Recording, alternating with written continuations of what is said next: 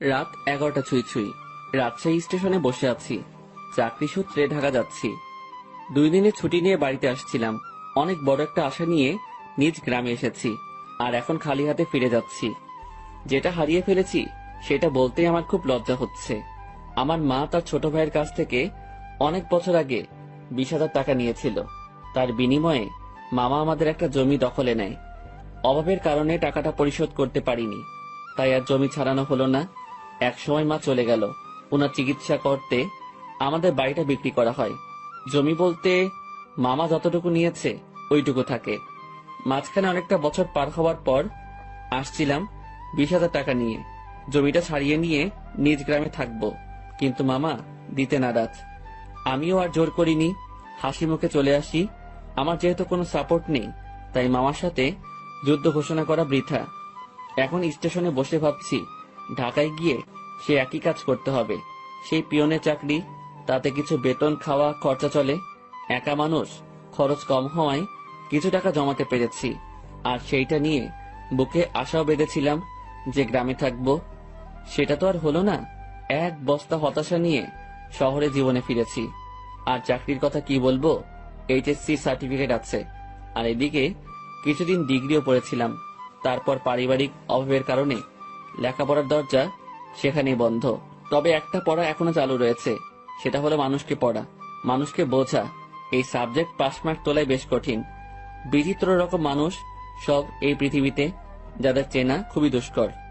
আমি কথাগুলো ভাবছিলাম আমার সামনে বসে থাকা কিছু মানুষের দিকে তাকিয়ে।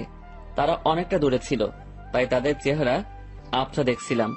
আর তখনই খেয়াল করলাম কেউ একজন আমার দিকে এগিয়ে আসছে। আবছা আবছা ভাবেই মনে হচ্ছিল ইয়াং কোনো মেয়ে। মেয়েটা এসে আমার সামনে দাঁড়ালো। এবার আমার চোখের আবছা ভাবটা ছাড়লো। আমি এক পলক মেয়েটাকে দেখে নিলাম। বাহ, মেয়েটা তো বেশ সুন্দরী। শুধু সুন্দরী বললে কম হবে, একটু বেশি সুন্দরী।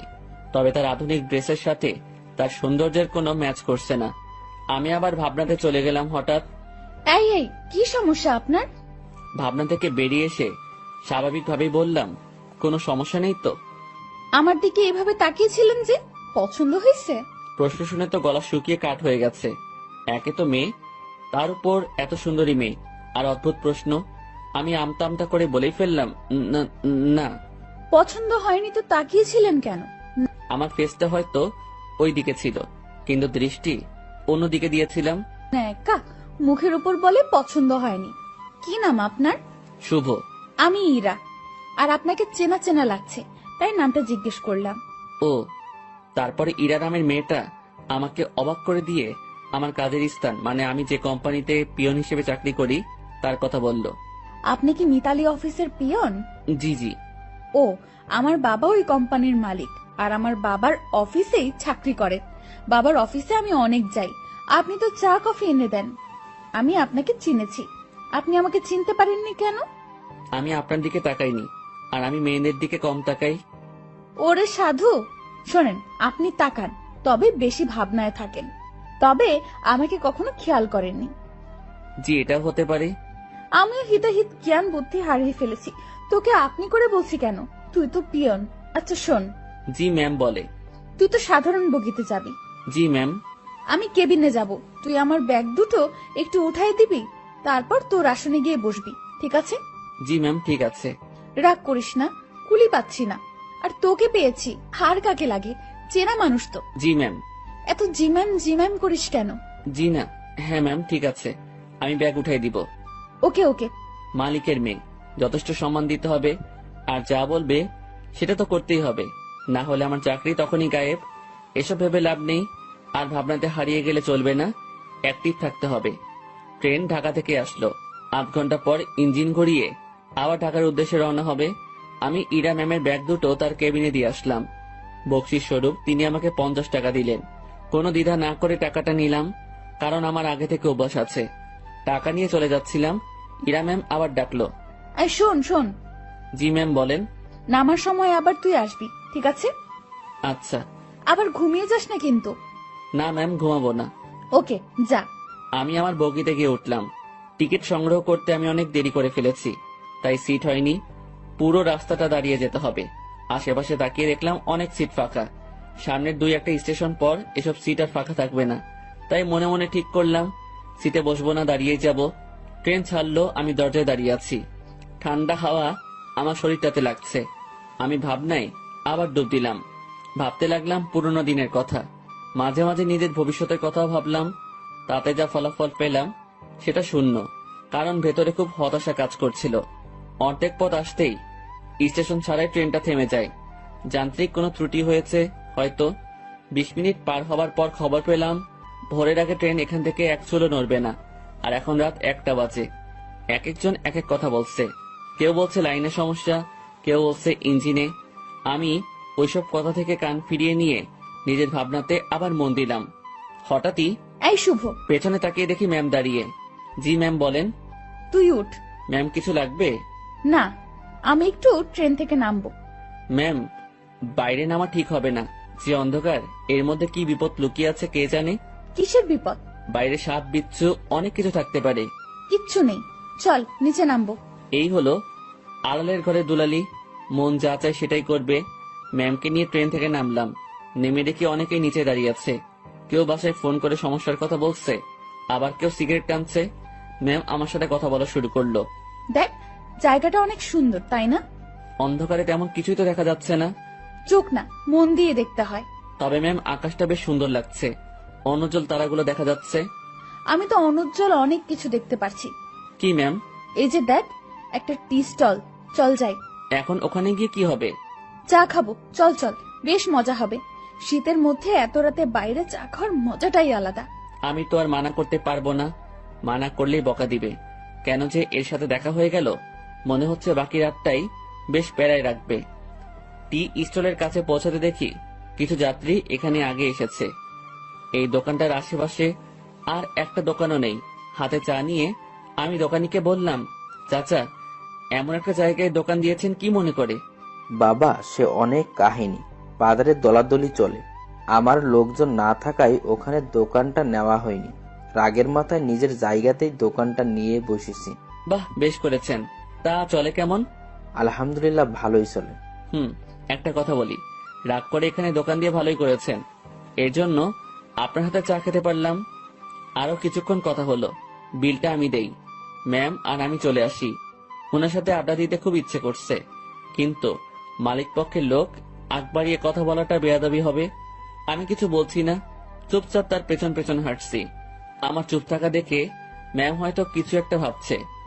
আমাকে বলল, কি রে, কথা বলতে পারিস না? দোকানের সাথে তো বেশ জমিয়ে কথা বললি, এখন চুপ কেন? ম্যাম কি বলবো? সেটা কি আমাকে বলে দিতে হবে? দোকানে কি তোকে কিছু বলেছিল? না। তো কিছু বল, সারা রাত তো এভাবে চুপ থাকতে পারবো না। আপনি রাজশাহীতে কোথায় আসছিলেন? আর বলিস না, আমার একটা বান্ধবীর বিয়ে হলো, বিয়েতে আসছিলাম। ও, তুই বিয়ে করেছিস? না ম্যাম। কেন? কাকে বিয়ে করব? কাকে করবি মানে? দেশে কি মেয়ের অভাব পড়ছে?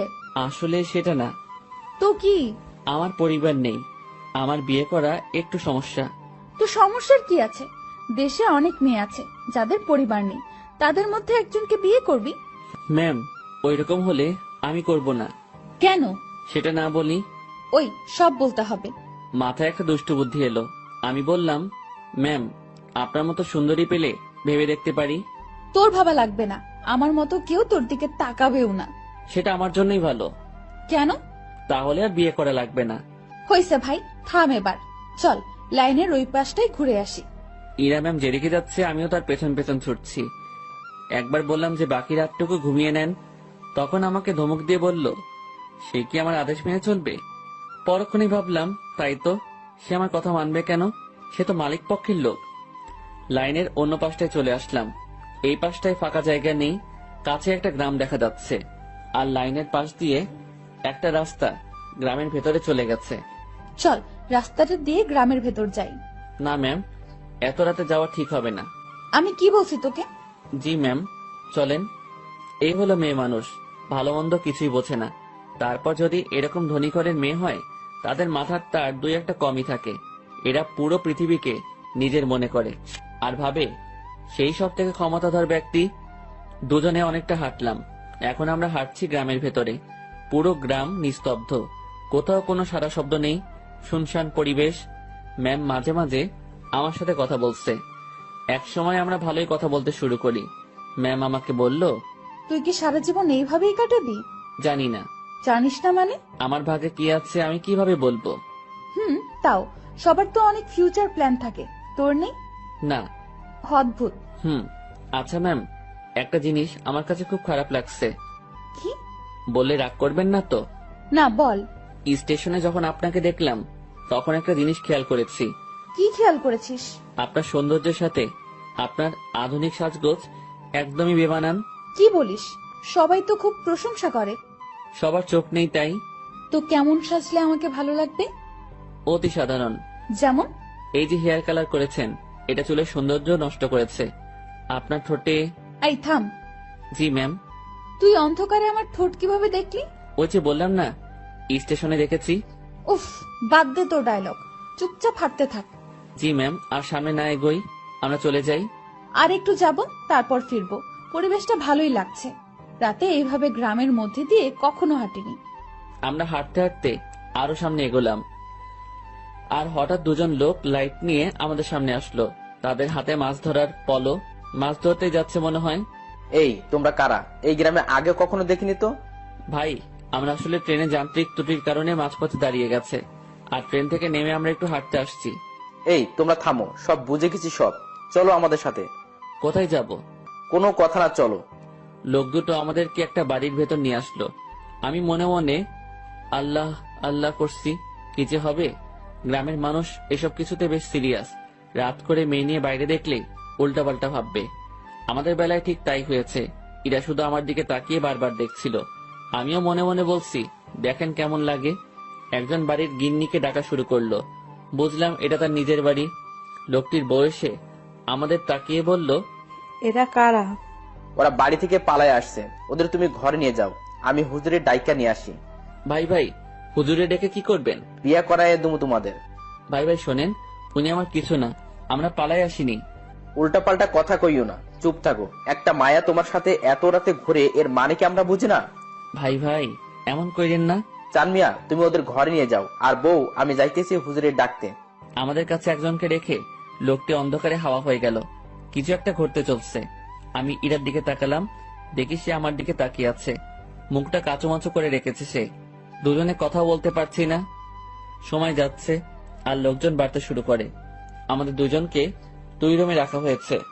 আমি শুধু আল্লাহ আল্লাহ করছি। ওইদিকে ইরার কি অবস্থা হয়েছে আমি জানি না।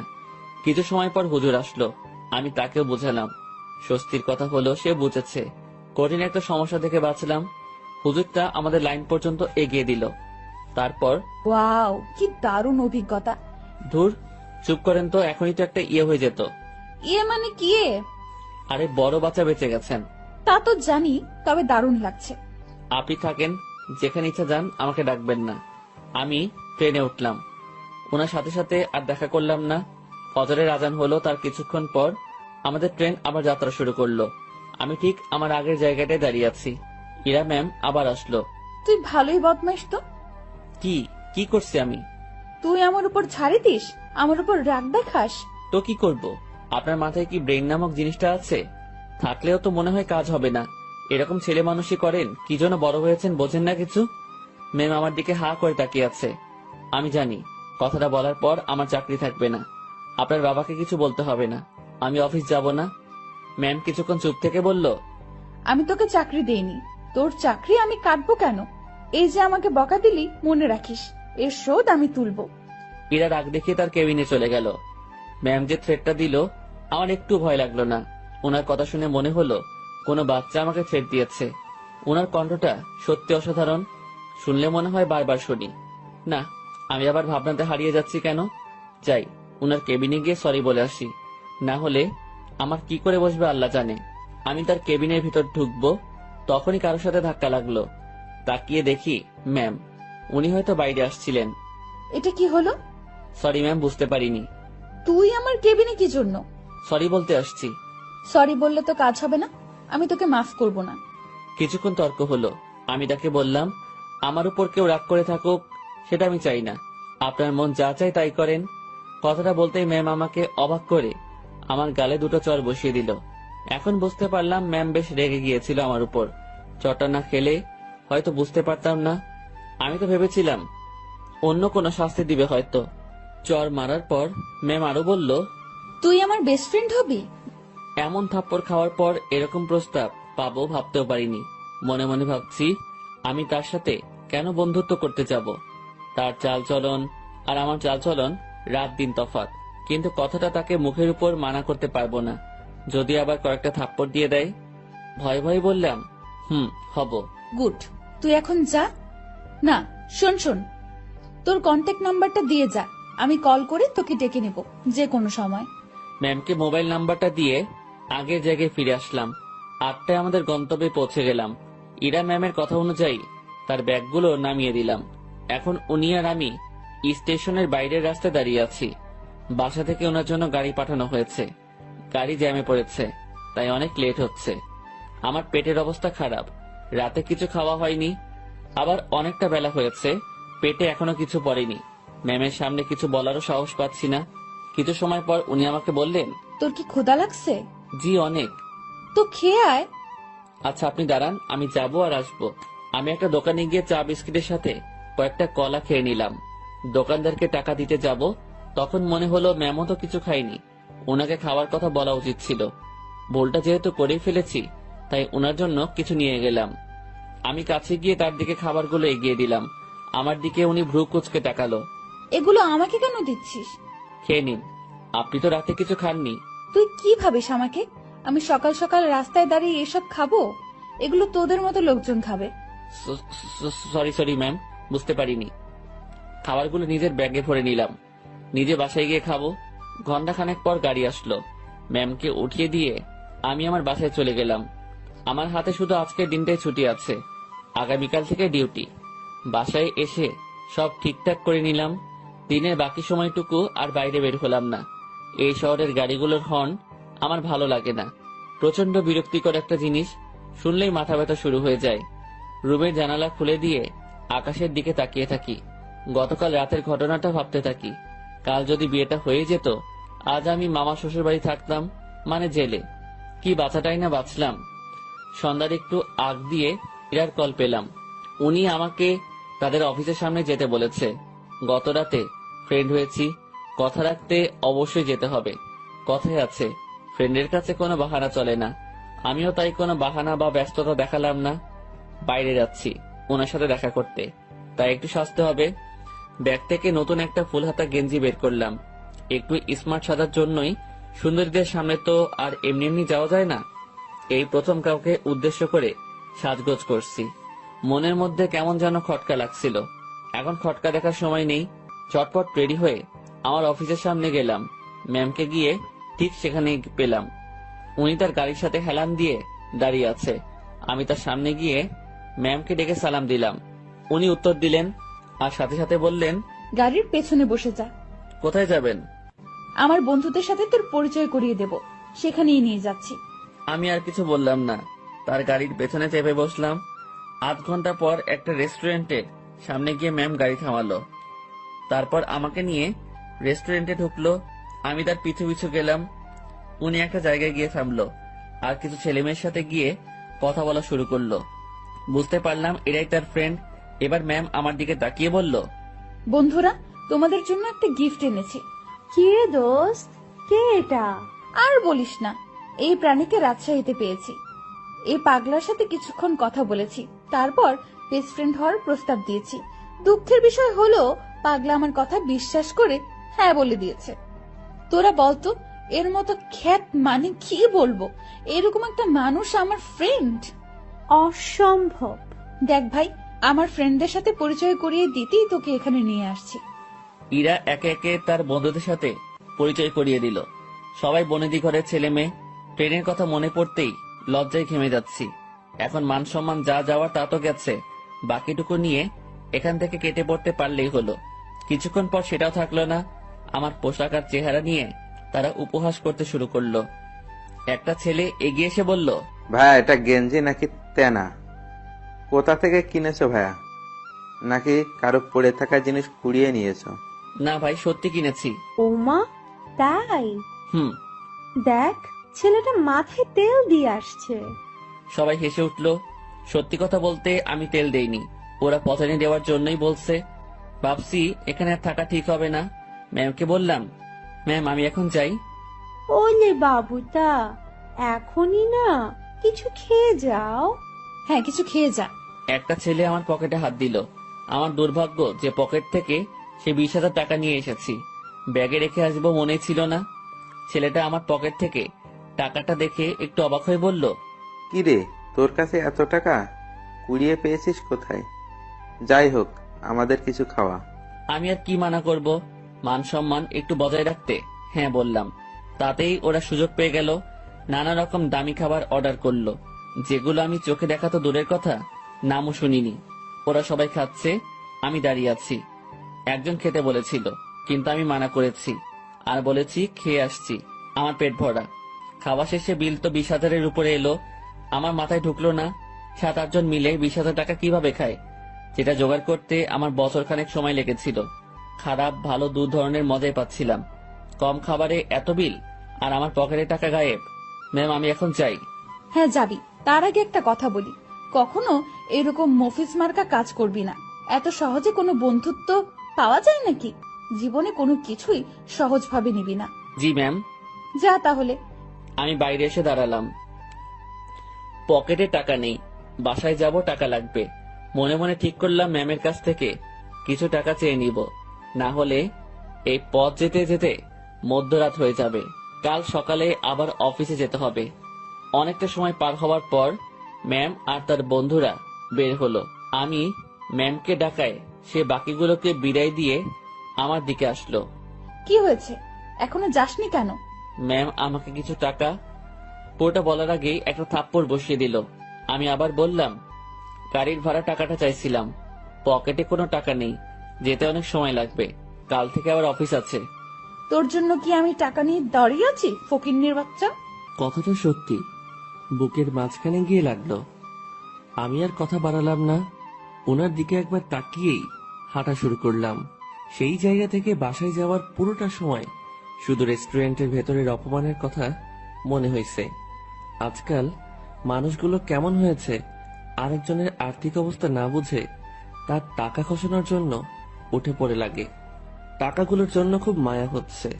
ওদের কাছে হয়তো সামান্য টাকা, কিন্তু আমার কাছে পাহাড় পরিমাণ। মধ্যরাতে বাসায় ফিরলাম, কিছু শুকনা খাবার খেয়ে শুয়ে পড়লাম। শুয়ে আর কিছু ভাবলাম না, ঘুমানোর চেষ্টা করলাম, কারণ কাল অফিস যেতে হবে। পরদিন সকালবেলা উঠতে আর দেরি করলাম না, ফোনে অ্যালার্ম দেওয়াই ছিল। সময় মতো উঠে হাতের কাজগুলো সেরে নিলাম, তারপর খেয়ে অফিসের উদ্দেশ্যে রওনা হলাম। অফিসে যাওয়ার পর যে সমস্যায় পড়লাম সেটা আমি কখনো চিন্তাও করিনি। যেখানে স্যার মানে ইরার বাবা বসে থাকার কথা, সেখানে ইরা বসে আছে। ওই চেয়ারটাতে ইরা বসা মানে আজকের দিনটা পুরো শেষ। আমি রুমে ঢুকে তাকে সালাম করে বেরিয়ে আসলাম। কিছুক্ষণ পর উনি নক করলেন। আমি ভেতরে গিয়ে বললাম, জি ম্যাম বলুন। 4 নম্বর টেবিলে রাশিদ সাহেব অফিসে আসেনি, তুই একটু খোঁজ নিয়ে দেখ। জি ম্যাম। আমি ফোন করে জানলাম উনি রাস্তায় আছেন। আমি ম্যামকে সেটা জানিয়ে দিয়ে বাইরে বসে আছি। সেই মুহূর্তে জেনারেল ম্যানেজার আমাকে ডাকলেন কফি এনে দিতে। আমি কফি নিয়ে তার রুমে গেলাম। কফির কাপটা হাতে নিয়ে দেখলেন এবং ফেলে দিলেন। কি হয়েছে এটা বলার সাথে সাথে উনি আমাকে চর বসিয়ে দেন আর বলেন, কফির উপর মরা মাছি পড়ে আছে, দেখিস না? সরি স্যার, দেখতে পাইনি। উনি আমার কলার ধরলেন। আমি যদি এটা খেয়ে ফেলতাম, তারপর যদি অসুখ করতো, তুই কি করতিস তখন? স্যার মাফ করে দেন, দেখতে পাইনি। উনি অনেক বাজে বাজে বকা দিচ্ছিলেন। অফিসের মধ্যে একটা শোরগোল বেঁধে গেল। ইরা ম্যাম তার কেবিন থেকে উঠে আসলেন। সবাই মিলে দোষটা আমাকে দিচ্ছিল। এখন ভয় লাগছে যে ম্যাম চটটা মেরে হয়তো বিদায় করে দিবেন। তারপর ম্যাম সবকিছু শুনলেন, আমার থেকেও আর ম্যানেজারের থেকেও। সব শোনার পর যা করলেন দেখে তো আমি হতবাক। পরপর 2টা চর বসিয়ে দিলেন ম্যানেজারের গালে। আমি কিছু বলার আগেই এখান থেকে বের হবেন। আর হ্যাঁ, বাকি সবাইকে বলছি, এটা নিয়ে কোনো কথা হবে না। সমস্যা হয়েছে, সমাধান করেছি। সমালোচনা করে ভালো জিনিস খারাপ বানাবে তো পাবলিক, বুঝবা? কত ধানে কত চাল। যার যার কাজে যাও, অনেক সময় নষ্ট হয়েছে। কিছুক্ষণ ঝড়ের পর অফিস স্বাভাবিক, আগের মতো কাজ চলছে। কিভাবে সব সামনে নিলাম, হুটহাট ম্যানেজার সাথে 2টা থাপ্পড়। বিচারটা যাই করুক, তাহলে আমার সাথে অমন করলো কেন? ভাবতে ভাবতে কোনো উত্তরই খুঁজে পেলাম না। লাঞ্চের সময় আমি বাসা থেকে রুটি নিয়ে আসছি। 2-1জনকে পানি এনে দিয়ে আমি খাওয়ার জন্য বসবো, তখন ম্যাম ডাকলো। মনে মনে ভাবছি খাওয়াটাও কপালে নেই। মুখ ভার করেই ম্যামের রুমে ঢুকলাম। জি ম্যাম, কিছু বলবেন? তুই খাবার খেয়েছিস? জি না। বাসার থেকে খাবার নিয়ে আসছিস নাকি বাইরে গিয়ে খাবি? বাসা থেকে এনেছি। যা, খাবার নিয়ে আমার রুমে আয়। ম্যাম, বুঝিনি। আরে হারামি, খাবার নিয়ে আমার রুমে আয়। কথাটা শুনেই ভাবছিলাম আমি ঠিক শুনছি তো। ভাবনাতে আর ডুব দিলাম না। দেরি না করে খাবার নিয়ে আমার রুমে ঢুকলাম। ম্যাম তো দেখি দামি দামি খাবার সব টেবিলে সাজাচ্ছেন। আমাকে দেখিয়ে দেখিয়ে বললেন, এসব আমার মায়ের হাতের রান্না। ম্যাম আমি বাইরে গিয়ে খাই, আপনি খাওয়া শুরু করেন, পানি লাগলে বলবেন। এই, তুই কি এজন্য রেখেছিস? আচ্ছা, তোর খাবারের বাটিটা আমার হাতে দে তো। আমি তেমন কিছু আনিনি, ওই রুটি। আমি দেখবো, দে। ভয়েই বাটিটা ওনার হাতে দিলাম। লজ্জায় তো মাথা কাটা যাওয়ার অবস্থা। বাসায় কিছু ছিল না, তার উপর টাকাও নেই। রুমে পেঁয়াজ মরিচ ছিল, সেগুলো কেটে তেল আর লবণ দিয়ে মাখিয়ে নিয়ে আসছি। ম্যাম যদি সেটা দেখে তো। কথাটা ভাবতে ভাবতেই বাটির ঢাকনা খুলেই উনি চোখ বড় বড় করে ফেলেন। খাবারটা কিছুক্ষণ তাকিয়ে থেকে দেখে আবার আমার দিকে তাকালেন। কি রে, এগুলো কি? ম্যাম আসলে রুমে কিছু ছিল না, তারপর টাকাও নেই। রুমে আটা ছিল তো, ওইটা দিয়ে আর কি একটা ব্যবস্থা করে নিয়ে আসছি। ম্যাম আমার বাটিটা টেবিলে রাখলেন, তারপর উনি তার চেয়ারে বসে পড়লেন। আমি দাঁড়িয়ে আছি। উনি একবার আমার দিকে তাকাচ্ছেন, আর একবার আমার খাবারের দিকে তাকাচ্ছেন। আমি ওনার সামনে এখন লজ্জাতে ইমিটি হাসতেছি। উনি কিছু সময় চুপ থাকার পর মুখ খুললেন। এই যে, এই খাবারগুলো তোর। ওনার খাবার আমার দিকে এগিয়ে দিলেন। আমি টেবিলের কাছে গিয়ে হাত দিয়ে নিজের বাটিটা নিয়ে বললাম, আমি যেটা এনেছি সেটা না খেলে আমার পেট ভরবে না, আর আপনার খাবার খেলে আমার পেট খারাপ হতে পারে। এত ভালো জিনিস কখনো খাওয়া হয়নি তো, পেট খাবারটা সহ্য করতে নাও পারে। গতকালের রাতটা একটু দেখিয়ে রুম থেকে বেরিয়ে আসলাম। নিজের খাবার খেয়ে আবার কাজে মনোযোগ। কার কি লাগছে, কে কি চাচ্ছে, সব দেখাশোনা করছি। দুপুরের পর ম্যাম আমাকে আর ডাকেননি।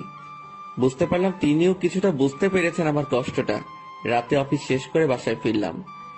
পাশের বাসার পরিচিত একজনের কাছ থেকে টাকা ধার নিয়ে মাছ কিনে নিয়ে এসে রান্না বসিয়ে দিলাম। তখন রাত প্রায় 10টার কাছাকাছি। চুলোয় রান্না বসাবে সেই সময় ফোন আসলো। ম্যাম ফোন করেছে, নাম্বারটা সেভ করে রেখেছি। ধরবো কি ধরবো না এমন করতে করতে রিসিভ করে সালাম দিলাম। উনি উত্তর দিয়ে বললেন, কি করিস? এই তো ম্যাম, কিছু না। এখন শোন। জি ম্যাম, বলেন। দুপুরে আমার মুখের উপর কথা বলে আমাকে লজ্জা দিয়ে তোর খাবার নিয়ে চলে গেলি, ভয় করলো না? আমি চুপ হয়ে গেলাম। কি বলবো উত্তরে বুঝতে পারছি না। কিরে, কথা বলছিস নাকি জন্য? ম্যাম, অফিসের কোনো কথা হলে বলেন। তুই আমার কথা ঘুরিয়ে নিস। আমি যা বলছি তার উত্তর দে। জি ম্যাম, বলেন। ওভাবে খাবার নিয়ে চলে গেলি কেন? আপনার খাবার খেয়ে আমার ক্ষুধা মিটতো না। তাই না? জি। আমি বুঝতে পেরেছি, তুই আমার উপর রাগ দেখাচ্ছিস। সুযোগ ভালোই কাজে লাগাচ্ছিস। এখানে কিসের সুযোগ ম্যাম? আপনি আমাকে এখন মানা করে দিলে আমার সাথে তো আপনার এখনই কোনো অফিসিয়াল সম্পর্ক থাকবে না। ক্ষমতা আপনার হাতে, সুযোগ আপনার হাতেই। চুপচাপ রান্না শেষ করে খেয়ে আমাকে কল দিবি। ম্যাম, অফিসের কোনো বিষয়ে কথা বলবেন? না। তাহলে ফোন দিয়েন না, আমিও দিব না। তোর 24 ঘন্টাই ডিউটি। আমি ফোন দেওয়ার পর সময়টুকু অফিসিয়াল, ওকে? তাহলে বেতন বাড়িয়ে দিয়েন। ঠিক আছে, দিব। ঠিক আছে, দিব। তুই অবশ্যই ফোন করবি। আর হ্যাঁ, কাল অফিসে আসার সময় দুপুরের খাবার আনবি না। কেন ম্যাম? অফিসে না খেয়ে কাজ করতে হবে? তোর জন্য আমি খাবার নিয়ে যাব। ম্যাম, ওসব খাবার টাবার বাদ দিন, আমি আমার খাবারে সন্তুষ্ট। তুই যদি কাল অফিসে তোর রান্না করা কিছু নিয়ে আসিস তো মনে রাখবি, তোকে শুধু অফিস থেকে না, দুনিয়া থেকেই বিদায় করে দিব। আমি কিছু বলতে যাব তখনই ম্যাম ফোনটা রেখে দিল। তুই যদি কাল অফিসে তোর রান্না করা কিছু নিয়ে আসিস তো মনে রাখবি, তোকে শুধু অফিস থেকে না, দুনিয়া থেকেই বিদায় করে দিব। আমি কিছু বলতে যাব তখনই ম্যাম ফোনটা রেখে দিল। মনে মনে ভাবছি এত আদিক্ষেতা দেখানোর কি আছে? আমি তার অফিসের সামনে একজন পিয়ন, আর এমন ব্যবহার করছে। মনে হয় না। ছি ছি ছি, কি সব কথা ভাবছি আমি। পরদিন সকাল সকাল উঠে আর রান্না করলাম না। সকালে নাস্তাটা বাইরে করেই অফিসে রওনা হলাম। অফিসে গিয়ে দেখি ম্যাম আগে এসেছেন। প্রতিদিনের মতো হাজিরা দিলাম। উনি আমাকে দেখে তেমন কিছু বললেন না। দুপুর পর্যন্ত স্বাভাবিকভাবেই কাজ করলাম। দুপুরের খাবার সময় ম্যাম তার রুমে ডাকে। আমি জানি উনি আমার জন্য খাবার নিয়ে আসছে। খুব লজ্জা লাগছিল। রুমের একপাশে খাবার খাওয়ার জন্য সুন্দর একটা ব্যবস্থা ছিল। ম্যাম আমাকে ওখানটায় বসতে বলে, আর আমার সামনাসামনি উনিও বসে যান। উনি একটা প্লেটে খাবার নিয়ে আমাকে দেয়, আরেকটা উনি নেন। আমি প্লেটে হাত দিতে পারছিলাম না, খুব ভয় কাজ করছিল। এত বড় একজন মানুষের সামনে খাবার খাওয়া চারটিখানি কথা না, তার উপর সামনে এত সুন্দরী মেয়ে বসা। ম্যাম আমার দিকে খেয়াল করে বলল, তুই হাত দিয়ে খাবি না খাওয়াই দিব? জি না ম্যাম। একটা কথা, কি? আমি খাবার বাইরে নিয়ে গিয়ে খাই। এখানে খাইতে তোর সমস্যা কোথায়? ম্যাম সত্যি বলতে ভয় করছে। কি ভয়? আরে ভয় কি জন্য পাচ্ছিস? আপনার সামনে এভাবে খাওয়া। তো কি হয়েছে, খা। ম্যাম বাইরে যাই। শুভ, আমি এক কথা 100 বার বলতে পারবো না। আমি আর কথা বাড়ালাম না, ভয়ে ভয়ে খাওয়া শেষ করলাম। ম্যাম ছোট বাচ্চাদের মতো খাচ্ছিলেন, দেখতে বেশ মজাই লাগছিল। ম্যাম খাওয়ার দৃশ্যটা দেখতে গিয়ে তার চোখে চোখ পড়ে যায়। আমার বুকটা তখন ভয়ে ধুপ করে উঠেছিল। ইশারায় বলেছিলেন, কি হয়েছে? আমি মাথা নাড়িয়ে মানা করে বলি, কিছু না। খাওয়া শেষে, তুই বাসায় যা, তোর ছুটি। জি ম্যাম। কেন? আমি দিয়েছি তাই। বাসায় তো কোনো কাজ নেই আমার। এত কথা বলতে তোকে কে বলেছে? যা, সোজা বাসায় যাবি, কোথাও যেন দেরি না হয়। আমার ছুটিতে বাকি সবাই একটু অবাক হলো। আমি জানি না ম্যাম, আমার কাজগুলো কাকে দিয়ে করিয়ে নেবেন। উনি যেভাবে কাজ করেন, যে কেউ দেখলে অবাক হবে। আমি বাসায় এসে বিছানায় আরাম করছি। মাথার উপর ফ্যানটার দিকে তাকিয়ে অন্য একটা ভাবনায় ছিলাম। নির্দিষ্ট কোনো ভাবনা না, একদমই এলোমেলো। বাংলায় এই ভাবনাকে কি বলে বা কিভাবে ব্যাখ্যা করে আমি জানি না। এই জিনিসটা ভাবতে ভাবতে আমার চোখটা বন্ধ হয়ে আসে। জানি না কতটা সময় ঘুমিয়েছি। হঠাৎ আমার কানে কোনো একটা শব্দে বেজে ওঠে। চোখ খুলে বুঝতে পারি ফোনটা বাজছে। ফোন হাতে নিয়ে আবছা চোখে দেখি ম্যাম কল করেছে। ফোনটা রিসিভ করলাম। কই তুই? কই আবার, আপনি তো ছুটি দিয়েছেন, বাসায় আসছি। তুই কি ঘুমাচ্ছিস? হ্যাঁ। আমি কি তোকে ঘুমানোর জন্য ছুটি দিয়েছি? তাহলে? বাসায় যেতে বলেছি শুধু। জি ম্যাম, আমি তো আপনার কথায় সোজা বাসায় আসছি। আর বাসায় কাজ নেই, তাই একটু। তুই চুপ কর, শোন। জি বলেন। আমাদের অফিস থেকে দক্ষিণ থেকে যে লেকটা আছে, তুই চিনিস? জি ম্যাম। তুই আয়, আমি তোর জন্য অপেক্ষা করছি। কেন ম্যাম? তোকে আসতে বলছি না আমি? জি ম্যাম, এই তো আসছি আমি। এবার বুঝলাম আমাকে ছুটি দেওয়ার কারণটা কি ছিল। আমার কাছে এটাও একটা ডিউটি। কিচ্ছু করার নেই, যেতেই হবে। যেমন ছিলাম তেমনই বেরিয়ে গেলাম। গতদিনের মতো আর সেজেগুজে বের হলাম না, যদি আবার অপমান করে। পকেটে টাকা আছে, তবুও হেঁটে যাচ্ছি। এই মাসের বেতন পেতে অনেক দেরি, তাই এমনি টাকা খরচ করা চলবে না। আমি ম্যামের কথা মতো সেই লেকের পাড়ে পৌঁছে যাই। এর মধ্যে ম্যাম আমাকে 2বার কল করেছিল, শুধু জেনেছিল আমি কই আছি। লেকের পাড়ে যেতেই দেখলাম অনেকেই বসে আড্ডা দিচ্ছে, অনেক বাচ্চারও আসছে। আমি ম্যামকে খুঁজছিলাম। আমাকে দেখে ম্যামই আমাকে ডাকে। আমি ওনার দিকে এগিয়ে যাই। উনি ঘাসের উপর বসা ছিলেন। একটু দূর থেকে মনে হচ্ছিল কোনো কারণে মনটা খারাপ। আমি তার পিছে গিয়ে দাঁড়ালাম। বস এখানে। আমি বসার পর, জি ম্যাম বলেন। আমি বুঝলাম না, 10 মিনিটের রাস্তা 1 ঘন্টা লাগে কিভাবে? আসলে ম্যাম কি বলবো, হেঁটে আসছি। তুই হেঁটে আসছিস কি জন্য? টাকা নাই? আছে, তবে খুবই অল্প। খরচ করলে বড়সড় বিপদে পড়তে হবে। আপনার মন খারাপ দেখছি।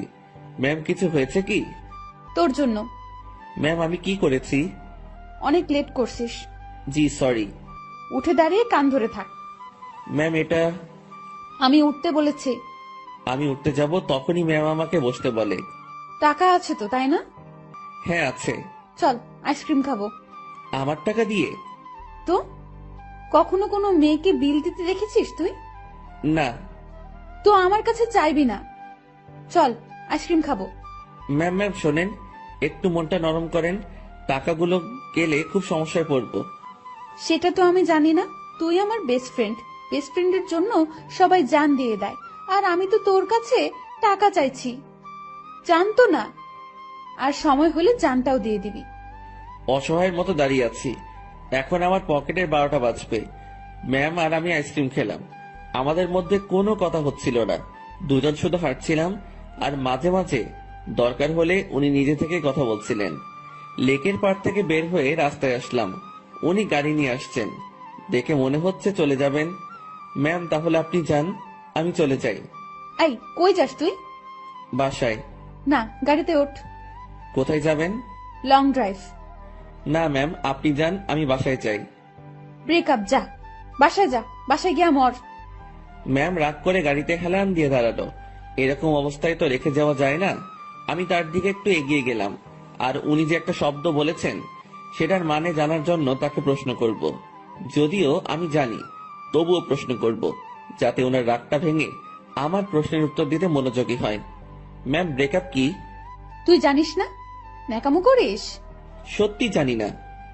তোর আমার যে বন্ধুত্ব আছে সেটা কাটাকাটি, এটার মানে ব্রেকআপ। ওহ ম্যাম, আপনার মধ্যে তো এরকম কিছু নেই। শুভ, আমি তোকে বলছি না তুই আমার বেস্ট ফ্রেন্ড? আপনি তো বলেছেন যে এটা মিথ্যা ছিল। গাড়িতে ওঠ, সব বলছি। কথা বাড়ালাম না, গাড়ির পেছনে দরজা খুলতে যাব, তখনই ওই হাদারাম, কি করিস? বসবো না। সামনে। পেছনে কেন? সামনে। হ্যাঁ রে গাধা, ওঠ। গাড়িতে উঠলাম, ম্যাম ড্রাইভিং সিটে আর আমি তার পাশে। সন্ধ্যা হয়ে আসছে, ম্যাম এবার আমার সাথে বেশ ফ্রি ভাবে কথা বলা শুরু করলো। আমি কিন্তু কুমিল্লা যাচ্ছি। এত দূর কেন? আরে লং ড্রাইভ তো, আর রাগ ভাঙাতে সময় লাগবে। কিসের রাগ? তুই আমার উপর রেগে আছিস, আমি জানি। আমি আপনার উপর কি জন্য রাগ করব? ওই যে রেস্টুরেন্টে সেই ঘটনার জন্য। না ম্যাম, কি যে বলেন, ওই দিন আপনারও মজা করেছেন, আমিও মজা পেয়েছি। ওরে শুভ, আমাকে কি বাচ্চা মনে হয় আপনার?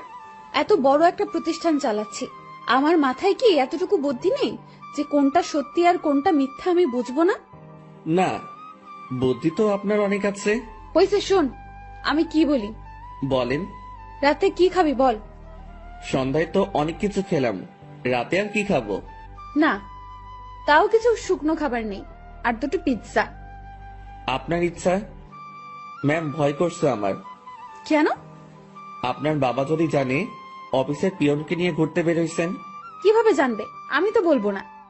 আমি যে অফিসে যাব না সেটা তো জানতে পারবে। সেটা আমি দেখে নিব, তোর এত চিন্তা নেই। এখন বল আমাকে মাফ করেছিস কিনা। আপনি তো দোষ করেননি। তোকে যে কি করব আমি, দেখ। আর রাগ করে থাকিস না, ভুল করে ফেলেছি। আমি রাগ করিনি তো। আমি তোর চোখে মুখে রাগ দেখতেছি। আচ্ছা, রাগ নেই আমার উপর, সত্যি তো? হ্যাঁ সত্যি। সত্য নাকি মিথ্যা সব টের পাবো। আমি যা বলবো সেটা যদি না করিস তাহলেই বুঝবো তুই এখনো রেগে আছিস। না, কি যে বলেন, আপনার তো সব কথাই শুনি। কত যে শুনিস আমার জানা আছে। মাঝপথে আমরা গাড়ি থেকে নেমে কিছু খাবার নিলাম, দুজন বেশ কথা বলতে বলতে যাচ্ছি। ইরা ম্যাম গাড়িটা এখন বেশ ধীর গতিতে চালাচ্ছেন, আজ বেশ কুয়াশাও পড়েছে। এই চল, বাইরে কুয়াশার বৃষ্টিতে ভিজি। এই না, এটা করবেন না, বাইরে গেলে বিপদ। সেদিনের মতো হলে অবস্থা খারাপ হয়ে যাবে। যাব না তো, তোর কেয়ারিংটা আমার খুব ভালো লাগে, সেটা পাওয়ার জন্যই কথাটা বললাম। হুম। তুই কাউকে ভালোবাসিস নাই? কোন ভালোবাসা? মানে পছন্দের মানুষ বিয়ে টিয়ে করার ইচ্ছা এমন? এর আগেও তো বলেছি ওই রকম কেউ নেই। কাউকে দেখে পছন্দ হয় না? না, প্রায় সবার মধ্যেই ভেজাল আছে। ভেজাল মানে? মানে আর কি, এখন তো প্রেমের বাজার চলে। বাজারটা বেশ গরম, এক একজন 10-12টা প্রেম করে, তার উপর ওয়েটিং এ রাখে। তুই জানিস কিভাবে? চোখ খোলা রাখলে সবই টের পাওয়া যায়। ম্যাম আপনার নেই কি পছন্দের মানুষ? না রে, এসব পছন্দ টছন্দ আমার হয় না। আমাকে যে বুঝতে পারে তাকে আমার পছন্দ। ও, আপনার বাবা আপনাকে বিয়ে দিবে না? কি সব প্রশ্ন যে করিস! বিয়ে দিবে না কেন? অবশ্যই দিবে। তাদের পছন্দেই বিয়ে করবেন। হ্যাঁ, এটাই তো স্বাভাবিক। হঠাৎ করে এই মাঝ রাস্তায় জ্যাম পড়ে যায়, কুয়াশা বেশি হওয়ায় সব গাড়ি চলাচল বন্ধ করে দেওয়া হয়েছে। ম্যাম গাড়ির হেডলাইটটা অফ করলো, তারপর কোথা থেকে যেন একটা চাদর বের করলো। আপনি কি এখন ঘুমাবেন? না, শীত করতেছে প্রচুর, গায়ের উপর দিয়ে রাখি। আমি বাইরে তাকালাম, কুয়াশায় কিচ্ছু দেখা যাচ্ছে না, তবুও তাকিয়ে আছি ম্যামের দিকে। তো আর তাকিয়ে থাকা যায় না, তার দিকে তাকালে চোখ ফেরানো যায় না, সেই জন্য তাকানোটাই বিপদ। কি রে, তুই এরকম চুপচাপ থাকবি? আমি আসলে তাকিয়ে থাকতে চাইনি, ভাবনার কথা বাস্তবে ভুলে বলে ফেললাম। কি তাকিয়ে থাকতে চাস মানে? না ম্যাম, মানে ওই যে আমার খুব শীত করতেছে, কথা থেকে বাঁচার জন্য বললাম। আগে বলবি না? আয় চাদরের মধ্যে। মনে মনে ভাবছি আরেক বিপদ। কি হলো, আয়। না ম্যাম, ঠিক আছে, শীত কমে গেছে। ভয় পাচ্ছিস তাই না? ভয় নেই, কাছে আয়। আরে খুব কাছে না, চাদরটা বড়, তুই একটু কাছে আসলেই হয়ে যাবে। একটু কাছে গেলাম, ম্যাম আমাকে চাদরের একটা মুড়ি দিল। আমি সেটা আমার পাশে ঘিরে পিঠের সাথে লাগিয়ে নিলাম। এবার আমি কাঁপতেছি, তবে সেটা শীতে না, ভয়ে। কাঁপুনি রেখে ম্যাম বলল, ওরে আল্লাহ, তোর এত শীত করতেছে? এখন ঠিক হয়ে যাবে। আমি জানি ঠিক হবে না। কথাটা বলে ম্যাম আমার খুব কাছে আসলো, তবে তার শরীরের সাথে কোনো স্পর্শ লাগেনি। অনেক চেষ্টা করে নিজের কাঁপুনি থামালাম। ম্যামের চোখে ঘুম ঘুম ভাব এসে গেছে। ম্যাম, আপনি তো ঘুমাচ্ছেন। কই না তো। আপনার কি খুব ঘুম পাচ্ছে? অনেক। ম্যাম ধীরে ধীরে বেশ সুন্দরী হয়ে উঠছে। শুনেছি সুন্দরী মেয়ে ঘুমালে আরো বেশি সুন্দরী লাগে। আজ সেটা সামনে থেকে দেখলাম।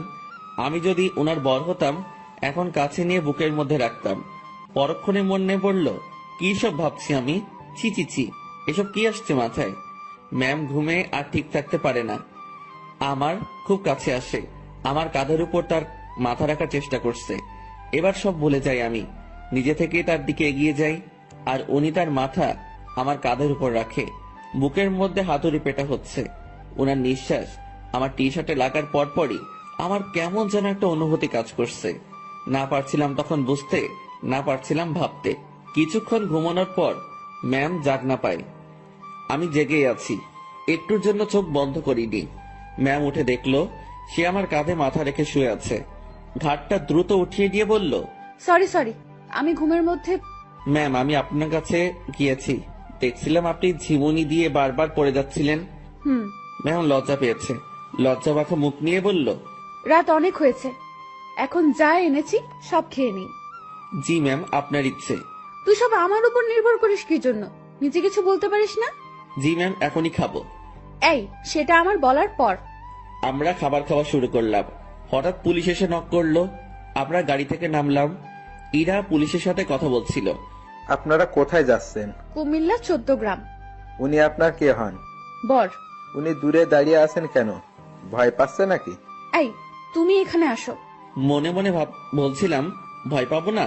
পুলিশকে কি মিথ্যাটাই না বললো? আপনারা যে স্বামী স্ত্রী সেটা আমি বুঝবো কিভাবে? এইটারও প্রমাণ লাগবে। হ্যাঁ। আমার চাচ্চু আবু সাইদ পুলিশ কমিশনার। কি নাম বললেন? আবু সাইদ। উনি তো ঢাকায় থাকেন, তাই না? হ্যাঁ। আপনারা ঢাকা থেকেই আসছেন? হ্যাঁ, ঢাকা থেকেই তো আসবো। সাইদকে আমি চিনি, উনি আমার বন্ধু। দাঁড়াও, আমি এখনই ফোন করছি। তুমি আগে বললা না। সরি মামুনি। এরা তো পড়লো মহা বিপদে। তার চাচাকে যদি বলে দেয় বরকে নিয়ে ঘুরতে যাচ্ছে, তাহলে তো ইরা শেষ। এখন সে এই পুলিশকে না করতেও পারবো না। এদিকে তার চাচা ফোনটা রিসিভ করেছে। দুজন বন্ধু একে অপরের খোঁজ নেওয়ার পর পুলিশটা ইরার কথা বলল। ইরার চাচা বড় সড়ো এক ধাক্কা খেলো। পুলিশ আমাদের বিদায় জানালো। আমরা গাড়িতে গিয়ে বসলাম। ইরা তো ভয় শেষ। একটু পরেই ইরার ফোনটা বেজে উঠলো। তার চাচা কল করেছে। ইরা ফোনটা রিসিভ করলো। তুমি কোথায় আছো, কিভাবে আছো, কার সাথে আছো আমি জানতে চাচ্ছি না। যার সাথে থাকো না কেন তাকে কাল আমাদের বাসায় নিয়ে আসো, ঠিক আছে? জি চাচ্চু। ওকে। ইরার চাচা ফোন রেখে দেয়। ইরা আমাকে বলতে শুরু করলো, এখন কি হবে? আপনারই তো দোষ, আপনি মিথ্যা বলতে গেলেন কেন? সত্যি বললে যদি সমস্যা করতো তাই। আর আমি আগে থেকেই ভেবে রেখেছি কত সমস্যা হলে এগুলো বলবো। কিন্তু এই হারামি পুলিশটা যে চাচার বন্ধু কে জানতো? আচ্ছা, টেনশন করেন না, বাসায় গিয়ে সত্যি কথাটা বলে দিবেন, হয়ে যাবে। ভয়টা আমাকে নিয়ে না, তোকে নিয়ে। কেন? জানি না কি হবে। ওরা তোকে কি বলবে, আমি কিভাবে সামলাবো বুঝতে পারছি না। এই মুহূর্তে আমি বা তাকে কি বলবো বুঝতে পারছি না। ভাবছি এর সাথে থাকলেই সমস্যায় পড়তে হয়। ম্যাম বেশ টেনশনে পড়ে গেছে, একবার আমার দিকে তাকাচ্ছে, আরেকবার বাইরে। ম্যামের অবস্থা দেখে বেশ মায়াই হচ্ছিল। মিথ্যা বলে উনি বড় ফাঁসা ফেসে গেছেন। তার টেনশন কমানোর জন্য আমি তাকে ডেকে বললাম, ম্যাম। বল। আমি বলি কি, এত টেনশন করে লাভ নেই, যা হবার হবে। আর সত্যিটা বললে হয়তো উনারা বুঝতে পারবে। সত্যিটাই বা কিভাবে বলবো? আমার তো তাদের সামনে কথা বলতে ভয় হাত পা কাঁপবে। আচ্ছা ম্যাম, ওনাদের সাথে আমি কথা বলবো। আরে তোর সাথে ওনারা কথাই বলবে না। সেটা দেখা যাবে, আগে তো বাসায় যাই। রাতটা কাটলো জেগে জেগেই। রাতের শেষ ভাগে যানজট কেটে গেল। আমরা ঢাকায় ফিরলাম আর সোজা ম্যামের বাসার সামনে পৌঁছে গেলাম। ম্যাম আমাকে বাইরে রেখে ভেতরে গেলেন। ভেতরে তার সাথে কি হচ্ছিল সেটা আমার কাছে অজানা। হয়তো তাকে বকা দিচ্ছে। কিছু সময় পর ম্যামের সাথে পুরো পরিবার আসলো। আমি তো দেখেই ভয়ে শেষ। ম্যামের বাবাকে দেখে আরো ভয় লাগছিল, কারণ উনি তো আমাকে চেনেন। স্যার আমার কাছে এসে বললেন, তুই আমাদের অফিসের পিয়ন তাই না? জি স্যার। আশেপাশে সবাই হেসে উঠল। ইরার চাচা তাকে ডেকে বলল, আরে এত মানুষ থাকতে তুই কিনা একটা পিয়নের সাথে লং ড্রাইভে গিয়েছিলি? ইরা চুপ, কারণ সে এখানে কিছুই বলতে সাহস পাবে না। চুপচাপ থাকতে হবে তাকে। তোকে যেন অফিসে না দেখি, ঠিক আছে? জি স্যার। আমি চলে আসলাম তাদের ওখান থেকে। বাইরে এসে দীর্ঘ একটা নিঃশ্বাস ফেললাম। যাক, তেমন বকা দেয়নি। ম্যামকেও হয়তো কিছু বলেনি। নিজের বাসায় আসলাম। 2 দিন পর খাওয়া দাওয়া বন্ধ হয়ে যাবে। বিছানায় শুয়ে শুয়ে ভাবছি, এখানে না থাকতে পারলে চলে যাব। দিনটা কোনো রকমে পার করলাম। পরদিন ঘুম থেকে জাগনা হয়েছে, কিন্তু বিছানা ছেড়ে উঠতে ইচ্ছা করছে না। মোবাইলটা হাতে নিলাম, দেখি বিকাশ কোম্পানি থেকে মেসেজ। বিরক্তি নিয়ে ফোনটা রেখে দিলাম। শুয়ে শুয়ে টাকার কথা ভাবছি। এমন সময় মনে হলো স্ক্রিনে মনে হয় কিছু দেখছিলাম। ঝটপট মোবাইলটা হাতে নিয়ে দেখি 25,000 টাকা আমার অ্যাকাউন্টে কে যেন পাঠিয়েছে। আর একটা মেসেজ আছে, এটা ম্যামের নম্বর। মেসেজটা সিন করে দেখতে পেলাম উনি শুধু ব্রেকআপ লিখে পাঠিয়েছেন। নিজে নিজে শিওর হলাম টাকাটা উনি পাঠিয়েছেন। হয়তো আমার প্রতি তার দয়া হয়েছে। যাক, আমার একটু ভালোই হলো, কাজ খুঁজতে সুবিধা হবে। ম্যামের সাথে দেখা হলে ধন্যবাদ দিব। আমার রুমের দরজায় কারো নক। আলসিমি ছেড়ে উঠে দরজা খুললাম। পাশের বাসার বড় ভাই এসেছে, যার কাছ থেকে আমি টাকা ধার করে এনেছি। ভাই, আমার টাকাটা খুব প্রয়োজন, তুই যেভাবে পারিস টাকাটা দে। ভাই আমি তো বলেছি কয়েকদিন পর দিতে পারবো। না ভাই, আমার খুব দরকার। আচ্ছা আপনি বাসায় যান, আমি টাকা নিয়ে আসছি। দরজা লাগিয়ে দিয়ে ফোনটা হাতে নিব, তখনই আবার দরজায় নক। কেমন যেন খুব রেগে গিয়ে দরজাটা খুলেই বলি, আরে ভাই বললাম তো দিয়ে আসবো। একটু ধমকে সুরে বলেছি। আমার এমন করে বলাটা ভুল হয়েছে, কারণ সামনে ম্যাম দাঁড়িয়ে আছে।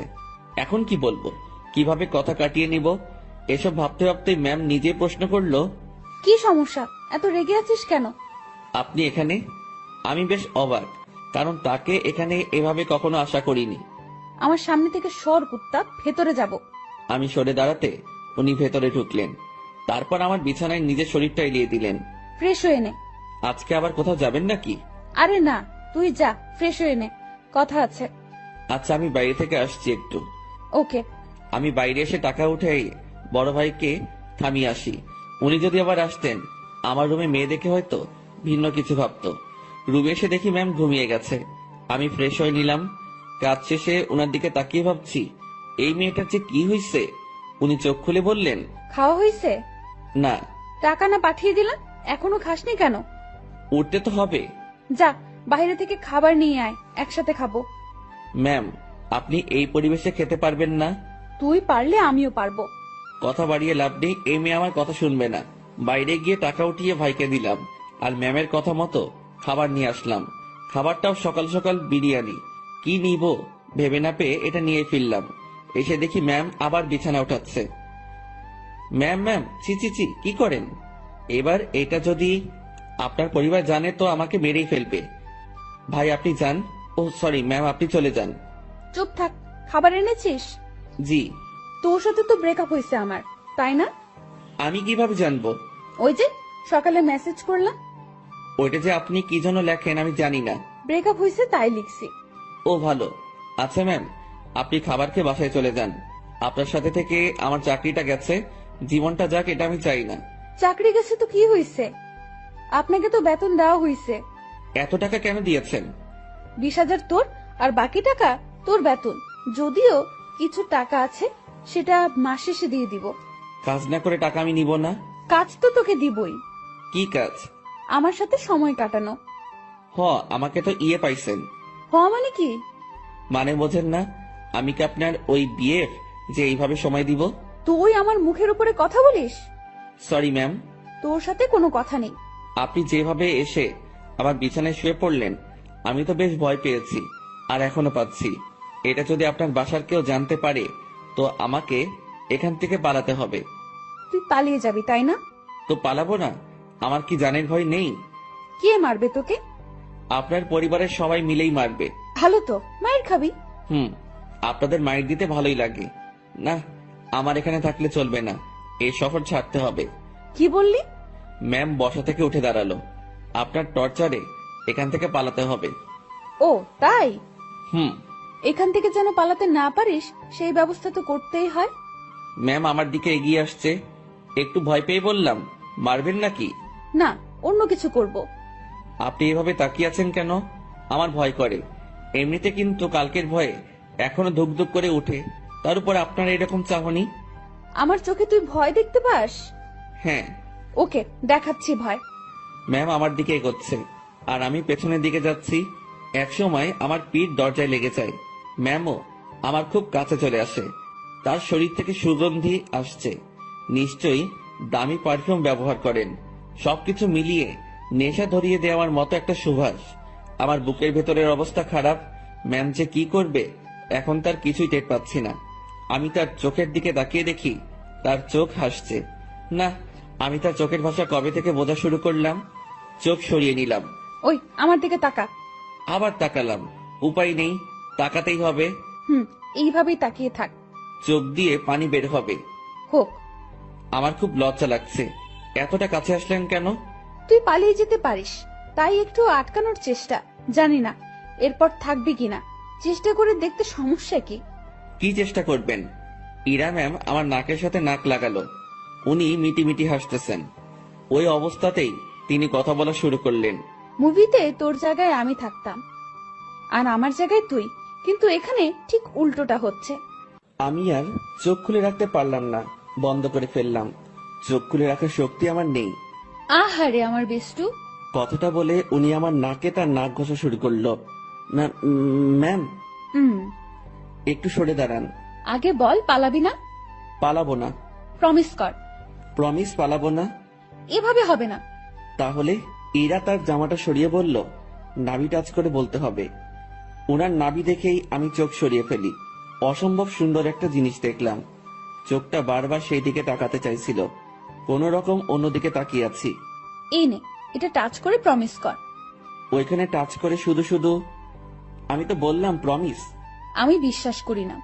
ম্যাম, ওখানে আমি হাত দিতে পারবো না, যত যাই বলেন। কেন? আপনার যে বর হবে সে দিবে। আচ্ছা, তুই আমার হবু বর, এখন নে টাচ কর। চিচি ম্যাম, কি বলেন? এক আদেশ এতবার দিতে পারবো না, কিন্তু আমি তোরে দিতে বলছি না। আমার লজ্জা করে। তোর লজ্জার আমি রাগাবিরা বলে দিলাম। ম্যামের মাথা পুরো গেছে মনে হয়, না করে এসব কথা বলছে, তাও আমাকে। ওনাকে জিজ্ঞেস করা ছাড়া কোনো উপায় নেই। ম্যাম এমন করতেছেন কেন? আমার গালে এক থাপ্পড় দিয়ে বলল, আমি যেটা বলি সেটা না করে তুই আমাকে উল্টো প্রশ্ন করতেছিস। তাহলে কি ধরবো? তো ভাবছি মায়ের খাবার থেকে ধরাই ভালো। আর সত্যি কথা বলতে, দেখার পর আমি লোভ সামলাতে পারছি না। আমি ওনার নাভির উপর জাস্ট হাতটা রাখলাম। উনি একবার চোখ বন্ধ করে আবার চোখ খুললেন। চুপ কেন? কথা দিলাম যাব না। গুড, এখন হাত সরিয়ে নে। ও সরি ম্যাম, আমার থেকে দূরে গেল, আমি বাঁচলাম। উনি আবার বলতে শুরু করলেন, বাবাকে চ্যালেঞ্জ করে আসছি, তোকেই বিয়ে করব আমি। ও আল্লাহ, না ম্যাম, এটা কি বলছেন আপনি? তুই বুঝবি না, আমি তোকে টাকা দেওয়ার পরেই ঝগড়াটা লাগছে। আমাকে নিয়ে পরিবারের সাথে ঝগড়া করতে গেছেন কেন? ওরা আমার চরিত্র নিয়ে কথা উঠাইছে, তারপর আমাকে বলেছে তোর সাথে নাকি আমার প্রেম আছে। আচ্ছা, মাথা ঠান্ডা করেন। হ্যাঁ, তোকে আমাদের বাসায় নিয়ে গেলে আমার মাথা ঠান্ডা হবে। ও আল্লাহ, এবার আমি শেষ। ম্যাম কি বলেন এগুলা? আমি কেন? ঝগড়ার সময় বলেছি আমি তোকে ভালোবাসি, তোকেই বিয়ে করব, আর তুই আমাদের বাসায়ই থাকবি। মানে আপনি আমার উপরে যাওয়ার টিকিট নিয়ে আসছেন, তাই না? জানি না, ব্যাগপত্র গুছিয়ে নে আর আমার সাথে চল। এইমাত্র বললেন জাস্ট না পালালেই হবে, এখন আবার বলছেন আপনাদের বাসায় নিয়ে যাবেন। দেখে নিলাম তুই আমার উপর কতটা দুর্বল আর কতটা ভালোবাসিস। না, আপনি কি যে বলেন, আমি আপনাকে। সাধু, হইছে, অনেক হইছে। ড্যাব ড্যাব করে আমার দিকে তাকিয়ে থাকিস, আবার আমার নাভির দিকে তাকিয়েছিলি। আমি বুঝি না। ওনার যা কথার স্পিড আমি পেরে উঠছিলাম না। এখন ওনার বায়না আমাকে তাদের বাসায় নিয়ে যাবে। আর যাই হোক, নিজের জানটা অকালে চলে যাক সেটা আমি চাই না। আমি তো যাবনি, সেটাই মনে মনে ঠিক করলাম। এখন ম্যামকে বোঝাতে হবে, ম্যাম আমি যাব না। রুমে ছুরি নেই? কি করবেন? হাত কাটবো আমার। এই না। তোর সাথে কথা নেই, ব্রেকআপ, যা। তুই মানা করার কে? ছুরি কই সেটা বল। না না ম্যাম, যাব আমি। দ্রুত তোর কাপড় গুছিয়ে ব্যাগে ওঠা। ওকে ওকে, উঠাচ্ছি। না, তুই ভাঁজ করে দে, আমি উঠাচ্ছি। আমি কাপড়গুলো ভাঁজ করে দিচ্ছি আর ভাবছি এইরকম জেদ ধরা ভালোবাসার জন্য আমি তার সাথে চলে যাচ্ছি। এটা কি ঠিক হবে? আমি ইরাকে ভয় ভয় বললাম, ম্যাম একটা কথা। বল। দেখেন, এরকম জেদ ধরা ভালোবাসা নিয়ে আপনার সাথে যাচ্ছি, এর কি কোনো গ্যারান্টি আছে? নাকি সময় শেষ হলে, জেদ শেষ হলে তাড়িয়ে দিবেন? ইরা কেমন ঢং করে আমার দিকে তাকালো, মাথায় দুটো হাত রেখে বলল, আমাকে কি আগের দিনের গ্রামের মাতব্বর মনে হয় যে 4-5টা বিয়ে করব? বিয়ে একটাই, আর ভালোবাসা একটাই। আপনি কি আমাকে ভালোবাসেন? না। তো নিয়ে যাচ্ছেন কেন? একসাথে থাকতে থাকতে ভালোবাসাটা হয়ে যাবে। আচ্ছা চলেন। দাঁড়া, কিছু কথা বলে নেই। জি বলেন। আমাদের তো জয়েন্ট ফ্যামিলি, বাসায় প্রায় 50 জনের বেশি মেম্বার আছে। কেউ যদি বলে তুই কি কাজ করিস, কি বলবি তখন? এখন তো বেকার, কি আর বলবো, বেকারই বলতে হবে। না, তুই যে পিয়নের চাকরি করিস সেটা বলবি। চাকরিটা তো নেই। আছে।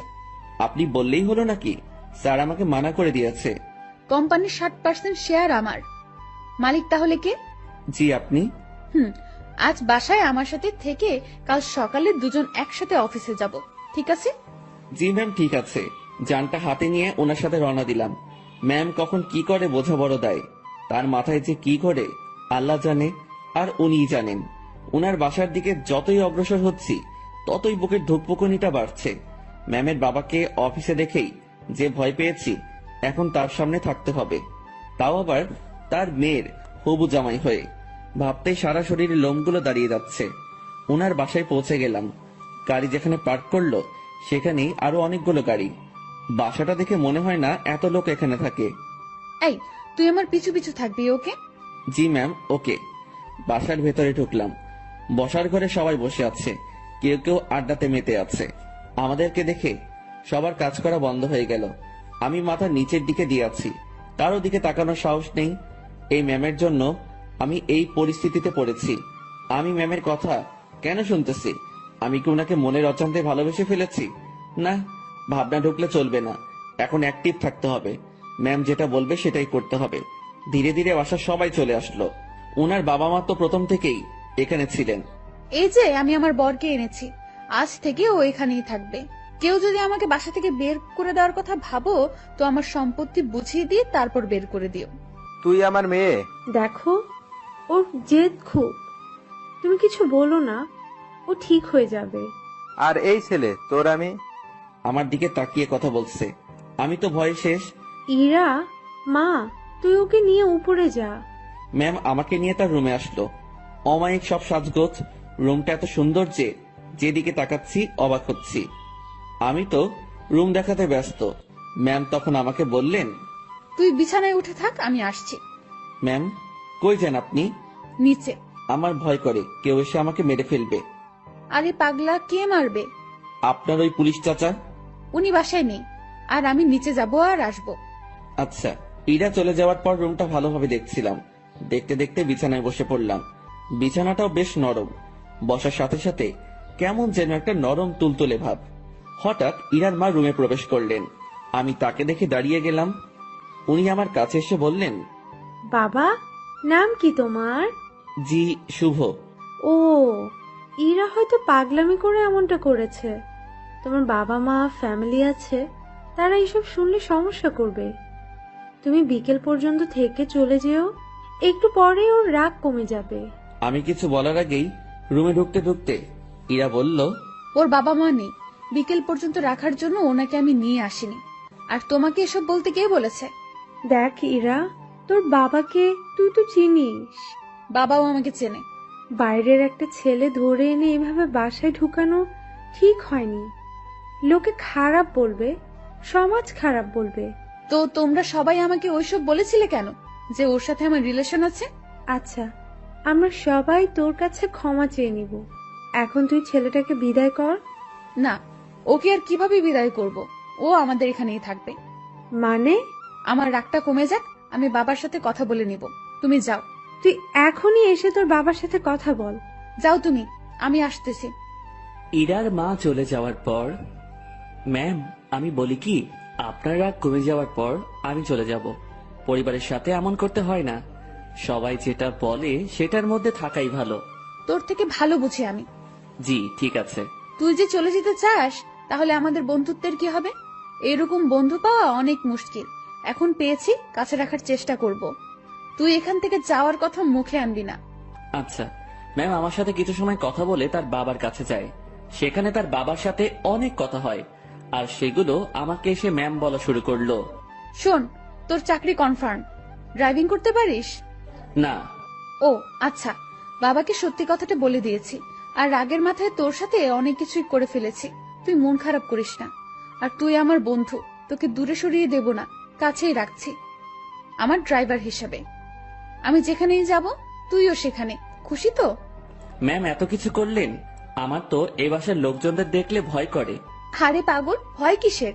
আর তুই থাকবি তো আমার সাথে, একা একা তো না। হুম। আর তোর থাকার জায়গাও আমার খুব কাছে। মানে? মানে পাশের রুমে। আমার রুম থেকে তোর রুম যেতে বাইরে দিয়ে ঘুরে যেতে হবে না। 2 রুমের মাঝেই একটা দরজা আছে, দেখবি? আয়। ম্যাম আমাকে নতুন রুমটা দেখিয়ে দিল। ম্যামের কোনো বান্ধবী আসলে এই রুমেই থাকতো। বন্ধু হিসেবে এটা আমার জন্য ফিক্সড। সেই যে এসে রুমে ঢুকেছি, বের হওয়ার নামই নেই। কিভাবে বের হব? বাইরে বের হওয়ার কথা মনে হলেই হাত পা ঠান্ডা হয়ে আসে। এই বাসার মানুষকে বড্ড ভয় হয়, তবে আমি জানি না তারা কেমন। বিকেল বেলা ম্যাম আমাকে নিয়ে বের হয়। ম্যাম গাড়ি চালাচ্ছে আর ধীরে ধীরে আমাকে সবকিছু শিখিয়ে দিচ্ছে। মন দিয়ে সব দেখছিলাম আর শুনছিলাম। সন্ধ্যায় আবার বাসায় ফিরলাম। বাসার কাজের লোকটা আমার খাবার রুমে এসেই দিয়ে যাচ্ছে, তার মানে বাকিদের সাথে খেতে হবে না। বাঁচা গেল। ম্যাম তার রুমে বসে অফিসের কাজ করছে, আর আমি আমার রুমে বসে কোনো কাজ নেই। একবার রুমের এপাশ থেকে ওপাশে যাচ্ছি, কখন আবার রুমের জানালা খুলে দিয়ে দাঁড়িয়ে থাকি। আমার তো আবার প্রকৃতি দেখার অভ্যাস। আর একটু রাত হলো, এবার নজর গেল নিজের ব্যাগের দিকে। ব্যাগ থেকে কাপড় এখনো বের করা হয়নি। বিছানায় ব্যাগ নিয়ে গিয়ে কাপড় বের করছিলাম, আর তখনই সেই সকালের কথা মনে পড়ে গেল। ম্যাম কি টর্চারটাই না করেছিল সকালবেলা, আর সেখানে ওনার কাছে আসা পেটে হাত রাখা। এসব মনে পড়তেই হাসি পেল। একা একা হাসছিলাম। হঠাৎ রুমের ভেতরের দরজায় নক। ম্যাম ডাকছে। তড়িঘড়ি করে উঠে গিয়ে দরজা খুলে দিলাম। জি ম্যাম আসুন। কি করতেছিস তুই? এই যে কাপড়গুলো বের করতেছি। তুই অনেক আলসে মানুষ তো। সেই সকালে আসছি, এখনো তুই কিছুই গুছিয়ে উঠতে পারিসনি। মনে ছিল না। ভাঁজ কর এখন। আমি আবার বিছানায় বসে কাপড় ভাঁজ করায় মন দিলাম। ম্যাম আমার গা ঘেঁষে বসলো। উনি খুব কাছে বসেছিল, তাই বললাম, ম্যাম একটু দূরে বসেন, সমস্যা হচ্ছে। কথাটা বলেই মনে হয় জীবনে সব থেকে বড় একটা ভুল করলাম। কথাটা বলার সাথে সাথে ম্যাম চোখ লাল করে ফেললেন। দেখে বোঝাই যাচ্ছিল বেশ রাগ করেছে। ফর্সা মানুষ, তার শরীরে রক্তগুলো সব চোখ মুখ গালে এসে জড়ো হচ্ছিল। দেখে এমনটাই মনে হচ্ছে। উনি উঠে দাঁড়ালেন আর তার রুমে চলে গেলেন দরজা না লাগিয়ে। আমি বিছানায় বসে আছি, ভাবছি ভুল যা করার তা তো করেই ফেলেছি। আমার জীবনে সুখ নেই, শুধু সমস্যা আর সমস্যা। কাপড় আর ব্যাগ ফেলে রেখেই পা টিপে টিপে তার রুমের দিকে এগোতে থাকলাম। উকি দিয়ে দেখি আমার মতোই জানালা খুলে দাঁড়িয়ে আছে, বারবার চোখ মুছছে। ওনার রাগ ভাঙাতে ওনার খুব কাছে গিয়ে দাঁড়াতে হবে, তাছাড়া এর বিকল্প কোনো উপায় নেই। আমি পা টিপে টিপে তার কাছে গেলাম। উনি কিছু বলছেন না, হয়তো টের পেয়েছেন আমি আসছি। উনি যে চালাক মানুষ, আমার রুমে প্রবেশ করা অবশ্যই টের পেয়েছেন। আমি তার পাশে গিয়ে দাঁড়াতেই, আপনি আপনার রুমে যান, নয়তো খারাপ কিছু হবে। দুঃখিত, আমার ভুল হয়েছে। আমি আপনাকে আপনার রুমে যেতে বলেছি। আমি আরেকটু কাছে গিয়ে দাঁড়ালাম, কিন্তু তার শরীরের সাথে স্পর্শ লাগেনি। রাগ উঠায়েন না আর। আচ্ছা, ইংরেজি ভাষায় বলতেছি, সরি। তোর সরির আমি, তুই যাবি এখান থেকে? একটু তো দূরেই যেতে বলেছি, তাতেই এত রাগ করতে হবে? আমি তো দূরের মানুষ, দূরেই থাকবো, তাই না? না, কাছের মানুষ। না না, কাছের মানুষ তো দূরে থাকে না, কাছেই থাকে। সরি, আমি বুঝতে পারিনি। আমার বলাটা ঠিক হয়নি, আপনার কাছে আসাটা ঠিক ছিল। রাত হয়েছে, রুমে গিয়ে ঘুমিয়ে পড়ো, সকালে অফিস আছে। রাগ কমেছে তো আপনার? কমে যাবে। এত অভিমানী আমি কখনো দেখিনি। আমি নিজেই নিজেকে প্রশ্ন করলাম, আমি ভুল করছি না তো? উনি এত বন্ধুত্বের কথা বলতেছেন, আমি তো তার ডাকে একটুও সাড়া দিচ্ছি না। আমার কি দূরে থাকাটা ঠিক হচ্ছে? উনি তো তার বন্ধুর জন্য অনেক কিছুই করেছে, আমি তো কিছুই করতে পারলাম না, বা এখনো কিছু করিনি। আমি কি তার বন্ধুত্বের ভালোবাসায় সাড়া দিব? মনের সাথে বোঝাপড়া যখন শেষ হলো, তখন আমি তার ডান হাতটা আমার দু হাতের মধ্যে রেখে বললাম, এই তো কাছে এসেছি, আর দূরে যাওয়ার কথা বলবো না। অমন ভুল কখনো হবে না, সরি। সত্যি তো? উনার কণ্ঠ শুনে মনে হচ্ছিল অভিমানটা অনেকটাই কমেছে। কেন যে ম্যাম এমনটা করে? ম্যাম, এখন যাই তাহলে। কাছে থাকতে ভালো লাগছে না। আপনি তো বললেন কাল অফিস আছে, আমাকে ঘুমাতে বললেন। পরে ঘুমাবি। ম্যাম আনমনে জানালা দিয়ে বাইরে তাকিয়ে আছেন। তার ডান হাতটা তখনই আমার দু হাতের মধ্যে এক অন্যরকম ভালো লাগা কাজ করছিল তখন। সেটা যে কি আমি ঠিক বলতে পারবো না। আমি ম্যামের মুখের দিকে তাকালাম, দেখি মিটিমিটি হাসছে। আমি তার হাসি দেখে প্রশ্ন করেই বসলাম, এভাবে আনমনে বাইরে তাকিয়ে কি দেখেন? বাইরে কি দেখি? হুম। তোকে। আমাকে মানে?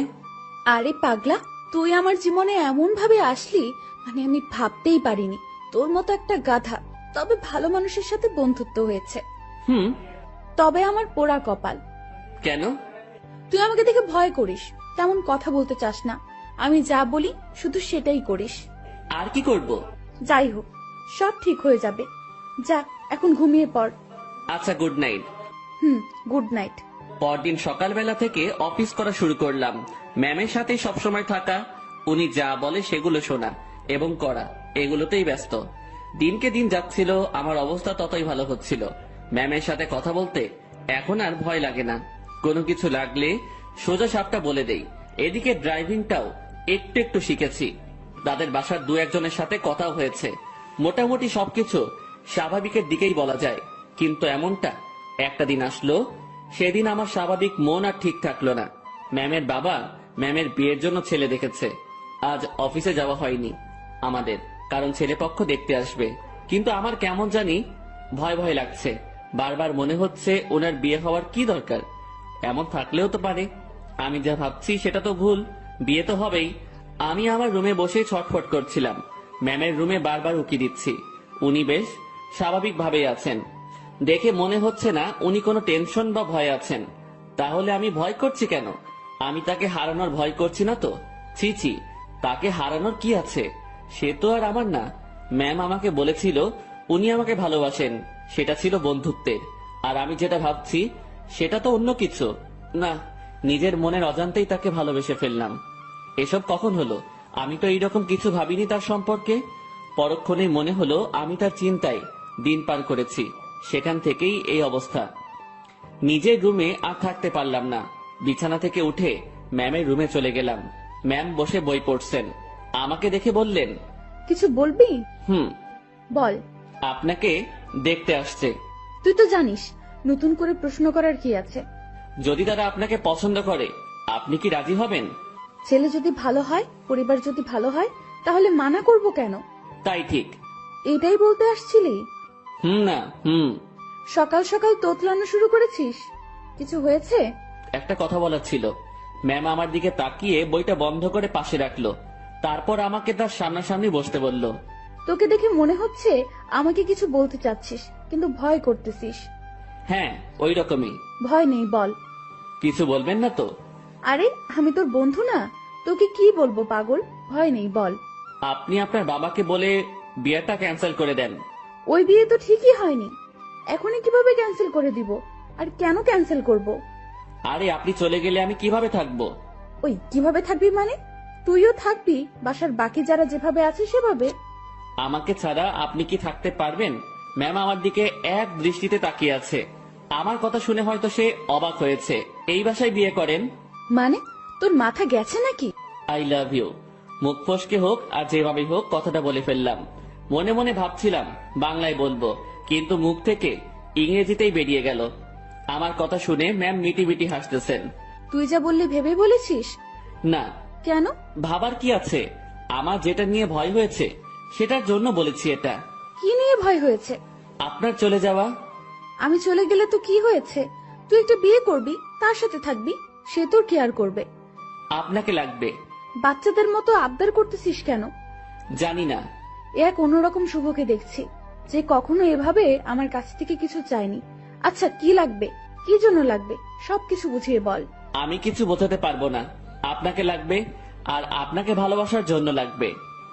আমার এমন কথা শুনে ম্যাম লজ্জায় তো শেষ, অন্যদিকে তাকিয়ে হাসতেছে। হাসি থামিয়ে বলল, তো এখন আমাকে কি করতে হবে? আপনি বোঝেন না? যতই বুঝি, কিন্তু আপনাকে বলতে হবে। কি করতে হবে বলেন। একবার তো বললামই যে ভালোবাসি, আর আমার কাছে থাকতে হবে। যদি বলি ভালোবাসি না? আমি চুপ করে রইলাম। এই কথার উত্তর দে। আমি কিভাবে আটকাবো? চলে যাবেন, আমিও চলে যাব। কোথায় যাবি? জানি না। ও, তো বলেন, ভালোবাসার বীজ কবে বপন করেছিলেন, আর সেটা থেকে চারা গাছ হলো কিভাবে? ইরা নামের একটা পাখি আমার জমিতে এসে তার মুখ থেকে ভালোবাসার বীজটা ফেলে দিয়ে চলে যায়, আর সেই বীজটাই। পুরোটা বলার আগেই ম্যাম হাসতে হাসতে শেষ। উনার হাসি দেখে আমার রাগ হচ্ছিল। আমি উনাকে কিছু বোঝাতে যাচ্ছি, আর উনি হেসে উড়িয়ে দিচ্ছেন। উনি হাসি থামিয়ে বললেন, আজ সকালটা অন্যরকম ভাবে শুরু হলো। এমন হাসির কথা কখনো শুনিনি। উনার কথা শুনে বেশ লজ্জা পেলাম। হয়তো মনের কথাটা বলা ঠিক হয়নি। আমি তার সামনে থেকে উঠলাম আর নিজের রুমে যাওয়ার জন্য পা বাড়ালাম। ম্যাম ডেকে বললেন, কই যাস? ঘুম পাচ্ছে, ঘুমাবো। ঘুম নাকি রাগ? না, ঘুম। রাগ। না ম্যাম, ঘুমই পাচ্ছে। আমার জানা আছে, তুই এখানে এসে বস। কথা না শুনলে বকা দিবে। বাধ্য হয়ে আবার তার সামনাসামনি বসলাম। আমার আর তোর মাঝে সম্পর্কটা কিসের? বন্ধুত্বের। তো আমি কি বন্ধুর কথা শুনে হাসতেও পারবো না? পারবেন। আর হাসলেন তো? কথার মাঝে এমন রাগ সুর ভাসতেছে। না, রাগ করিনি। আচ্ছা ভেবে দেখ তো, তুই যে আমাকে ভালোবাসার কথা বললি, সেটা নিয়ে আমি কি কোনো উপহাস করেছি? তোর কথা শুনে হাসি পাচ্ছিল, তাই একটু হাসলাম। আর আমাকে যেটা বললি সেটার উত্তর না নিয়ে কই যাস? হ্যাঁ, আমি ভুলে বলে ফেলেছি, সরি। লাথি খাবি কুত্তা। ভালোবাসি বল। আপনি হাসবেন তাই বলবো না। আমার ভালোবাসার দাম আছে। ওরে বাবা, একটু হাসছি তাই কত রাগ? তো শুনি, আপনার ভালোবাসার দাম কত? সেটা আপনার না জানলেও হবে। আপনি বই পড়েন। আমি গেলাম। আমি চলে যাচ্ছিলাম, উনি আমার হাত ধরে ফেললেন।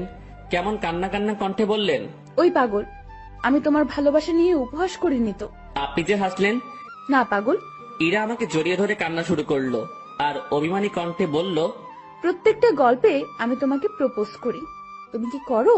তুমি চুপ থাকো, তোমার জন্য ওয়েট করতে হয় আমার। এই গল্পেও তুমি অনেকটা লেট করেছো। আমার কি অপেক্ষা করে থাকতে কষ্ট হয় না? তুমি আমার জন্য কিছুই করো না, আর করতেও হবে না।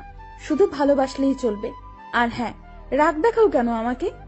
রাগ শুধু তোমারই আছে, আমার নেই। আর কখনো যদি তোমার কথায় রাগের সুর পাই, তো তখনই ব্রেকআপ। উনি যা বললেন তাতে মুখের কথা কেড়ে নেওয়ার মতো। আচ্ছা, আমি বাবাকে তোর কথা একবার সিরিয়াসলি বলবো। না। কেন? উনি যদি মানা করে, আর আপনাকে যদি সরিয়ে বা আমাকে যদি। বন্ধুত্বের উপর বিশ্বাস রাখ। ইরা আমাকে ছেড়ে দিল, সেও বেশ চিন্তিত, সাথে আমিও। আমি ওই পরিস্থিতির সময় শুধু তার কথাই ভাবছিলাম, অন্য কোনো কিছুই মাথায় আসছিল না। দুপুরে ইরাকে দেখতে আসলো, দেখে চলে গেল। হয়তো তারা পছন্দ করেছে। পছন্দ না করে উপায় নেই। রুমে বসে হতাশ হওয়া ছাড়া আমার কোনো উপায় ছিল না। ইরা সেই যে বেরিয়ে গেছে, আর রুমে আসার নাম নেই। আমিও বাইরে যাওয়ার সাহস পাচ্ছি না। দুপুরে শুধু বাড়ির কাজের মেয়েটা খাবার দিয়ে চলে যায়। আমার এমন অবস্থা মনে হচ্ছে কোনো কারাগারে আছি। বাইরে বেরোনোর কোনো পথ নেই। সন্ধ্যায় ইরা রুমে আসলো। উনি আসতে না আসতেই আমিও তার রুমে গেলাম। আর গিয়ে যা শুনলাম সেটা আমি কখনোই ভাবিনি। উনি বলতে শুরু করলেন, বাবার ছোটবেলার বন্ধুর সাথে আমার বিয়ে ঠিক করেছে। ওনারা আমাকে দেখে পছন্দ করেছে, আজ ওনাদের যে হাসি মুখ দেখলাম সেটা আমি ভাঙতে পারবো না। কথাটা শুনে বুকের ভেতরটা কেমন যেন আটকে গেল। মনে হলো বুকে পাথরের ভর করছে। শুনেছি বুক ভার হলে চোখে পানি চলে আসে। আমি কোন রকম চোখের পানি সামলিয়ে বললাম, সমস্যা নেই, আপনি যেটা করেন। তুই আমার উপর রাগ করলি তাই না? আরে না, আপনার সিদ্ধান্তে আমি খুব খুশি। পরিবারের কথা চিন্তা করে সব করতে হয়। তোমার কথায় কান্নার আওয়াজ পাচ্ছি। আরে না, কি যে বলেন, কান্না করব কেন? আমি রাজি হওয়াতে আমার বাবা যে খুশি হয়েছে সেটা আমি তার চোখ মুখ দেখেই বুঝেছি। আচ্ছা আপনি করেন, আপনি রেস্ট নেন, আমি আমার রুমে যাই। ইরা কিছু বলল না, চুপ করে বসে থাকলো। হয়তো আমার কথাও সে ভাবছে। আমি রুমে এসে আর কি করব? ছেলেদের তো আওয়াজ করে কান্না করতে নেই, লোকে খারাপ বলবে। রুমের মধ্যে কিছুক্ষণ থাকলাম, ভালো লাগলো না। বাসার ছাদের দিকে রওনা দিলাম। আমি কখনো যাইনি এ বাসার ছাদে, এই প্রথম যাচ্ছি। ছাদে পৌঁছে এক করে চুপটি করে দাঁড়িয়ে আছি। ভাবছি ম্যামের কাছ থেকে বিদায় নিয়ে চলে যাব, কারণ এ কষ্ট সহ্য করার মতো না, আমি সহ্য করতে পারছি না। হঠাৎ ছাদে কারো উপস্থিতি টের পেলাম। একটা লোক আমার দিকে এগিয়ে আসছে। কাছে আসতেই তার ফেস দেখে বুঝলাম এটা ইরার কাকা। এই শীতে এত রাতে ছাদে কি করিস? না মানে এমনি বাতাস খেতে আসছিলাম একটু। কি, এই শীতে বাতাস? রুমে বসে ভালো লাগছিল না, তাই আর কি। বেশ চালাক তুই। ভাবছি কি চালাকি করলাম। আমার কথা সোজা উত্তর দিবি। জি স্যার। ইরাকে ভালোবাসিস? কি বলবো বা কি বলা উচিত? সত্যিটা কি বলবো? আবার আমার কোনো বিপদ আসবে না তো? সত্যিটাই বলবো, যা হবার হবে। ভালোবাসি। এই জন্যই তোকে চালাক বলছি। তো কতদিন হলো তোদের রিলেশনের? কয়েক ঘন্টা। মানে? আজ সকালে উনাকে ভালোবাসার কথা বলেছি। তো সে কি বলছে? প্রথমে হ্যাঁ বলেছিল, তারপর? ছেলেপক্ষ দেখে যাওয়ার পর আমাকে মানা করে দেয়। কেন? উনি এই বিয়েতে রাজি হওয়ায় আপনারা বাসার সবাই খুশি হয়েছেন অনেক। আপনাদের হাসি মুখ দেখে এসে উনি আমাকে মানা করে। বাহ, তুই তো বেশ সাহস নিয়ে আমার সাথে কথা বলছিস। ভয় করছে না তোর? আপনি তো সত্যিটা বলতে বললেন। তো তুই এখন কি করবি? চলে যেতে হবে এখান থেকে। রাতেই? না, সকালে ওনার দেখা করে চলে যাব। বাহ, তো দেবদাস হয়ে কোথায় ঘুরে বেড়াবি? আমি চুপ হয়ে গেলাম। উনি মজা নিচ্ছেন বোঝাই যাচ্ছিল। চুপ হয়ে গেলি কেন বল? জি স্যার, কিছু না, আমি আসলে ভুল করেছি, মাফ করে দিন। আমি কাল সকালে চলে যাব। যা রুমে যা। জি। এই শোন। বলেন। স্মোক করিস? জি না। বাসা কোথায় তোর? রাজশাহী। সমস্যা? জি স্যার, বুঝলাম না। কিছু না, সকাল সকাল চলে যাস। নেক্সট টাইম আমার সামনে পড়লে সমস্যা হবে তোর। আমার সামনে যেন না দেখি। জি স্যার, আর দেখবেন না আমাকে। রুমে আসলাম, তার সাথে কথা বলতে ভয় তো করছিলই না, মনে হচ্ছিল আরো কিছু সময় কথা বলি। তারপর ভাবলাম আমার সাথে তার যে কথাটা হয়েছে এটা ম্যামকে জানানো দরকার। চলে গেলাম তার কাছে, যেসব কথা হয়েছে সব বলে আবার নিজের রুমে আসলাম। কিছু সময় পর মনে হলো আসল কথাটা মানে আমি যে কাল চলে যাব এটা বলাই হয়নি। আবার ঢুকলাম তার রুমে, আর ঢুকতেই চোখ কোনো কিছুতে আটকে গেল। উনি ড্রেস চেঞ্জ করছিলেন, যা দেখার আমার চোখ দেখে ফেলেছে। আমার কোনো দোষ নেই, আমি নিজেই অন্যদিকে ঘুরে রুমে চলে আসবো। তখনই উনি বললেন, এই দাঁড়া। ম্যাম আমি কিছু দেখিনি। কিছু দেখা না দেখার কথা আমি বলিনি, কি বলতে আসছিলি সেটা বল। আমি কাল সকালে চলে যাচ্ছি। আরে অন্যদিকে ঘুরে আছিস কেন? আমার শরীরে পোশাক আছে, এখন এইদিকে তাকা। ঘুরে তার দিকে তাকালাম, এখন সব ঠিকঠাক আছে। কি যেন বলতেছিলি? এত জায়গা থাকতে রুমে ড্রেস চেঞ্জ করতে হবে কেন? এইটা বলতে আসছিলি? না। তুই বলবি নাকি মায়ের শুরু করব? বলছি, আমি কাল সকালে চলে যাচ্ছি। কোথায়? আমার গ্রামের বাড়ি। কেন? আমি এখানে থাকতে পারছি না, দম বন্ধ হয়ে আসছে। এতদিন তো দম বন্ধ হয়নি, আজ হচ্ছে কেন? দেখেন, ভালোবাসার মানুষটি চোখের সামনে থেকে এভাবে হারিয়ে যাবে, আমি এটা দেখতে পারবো না। তুই যদি যাস ব্রেকআপ করে তারপর চলে যাবি।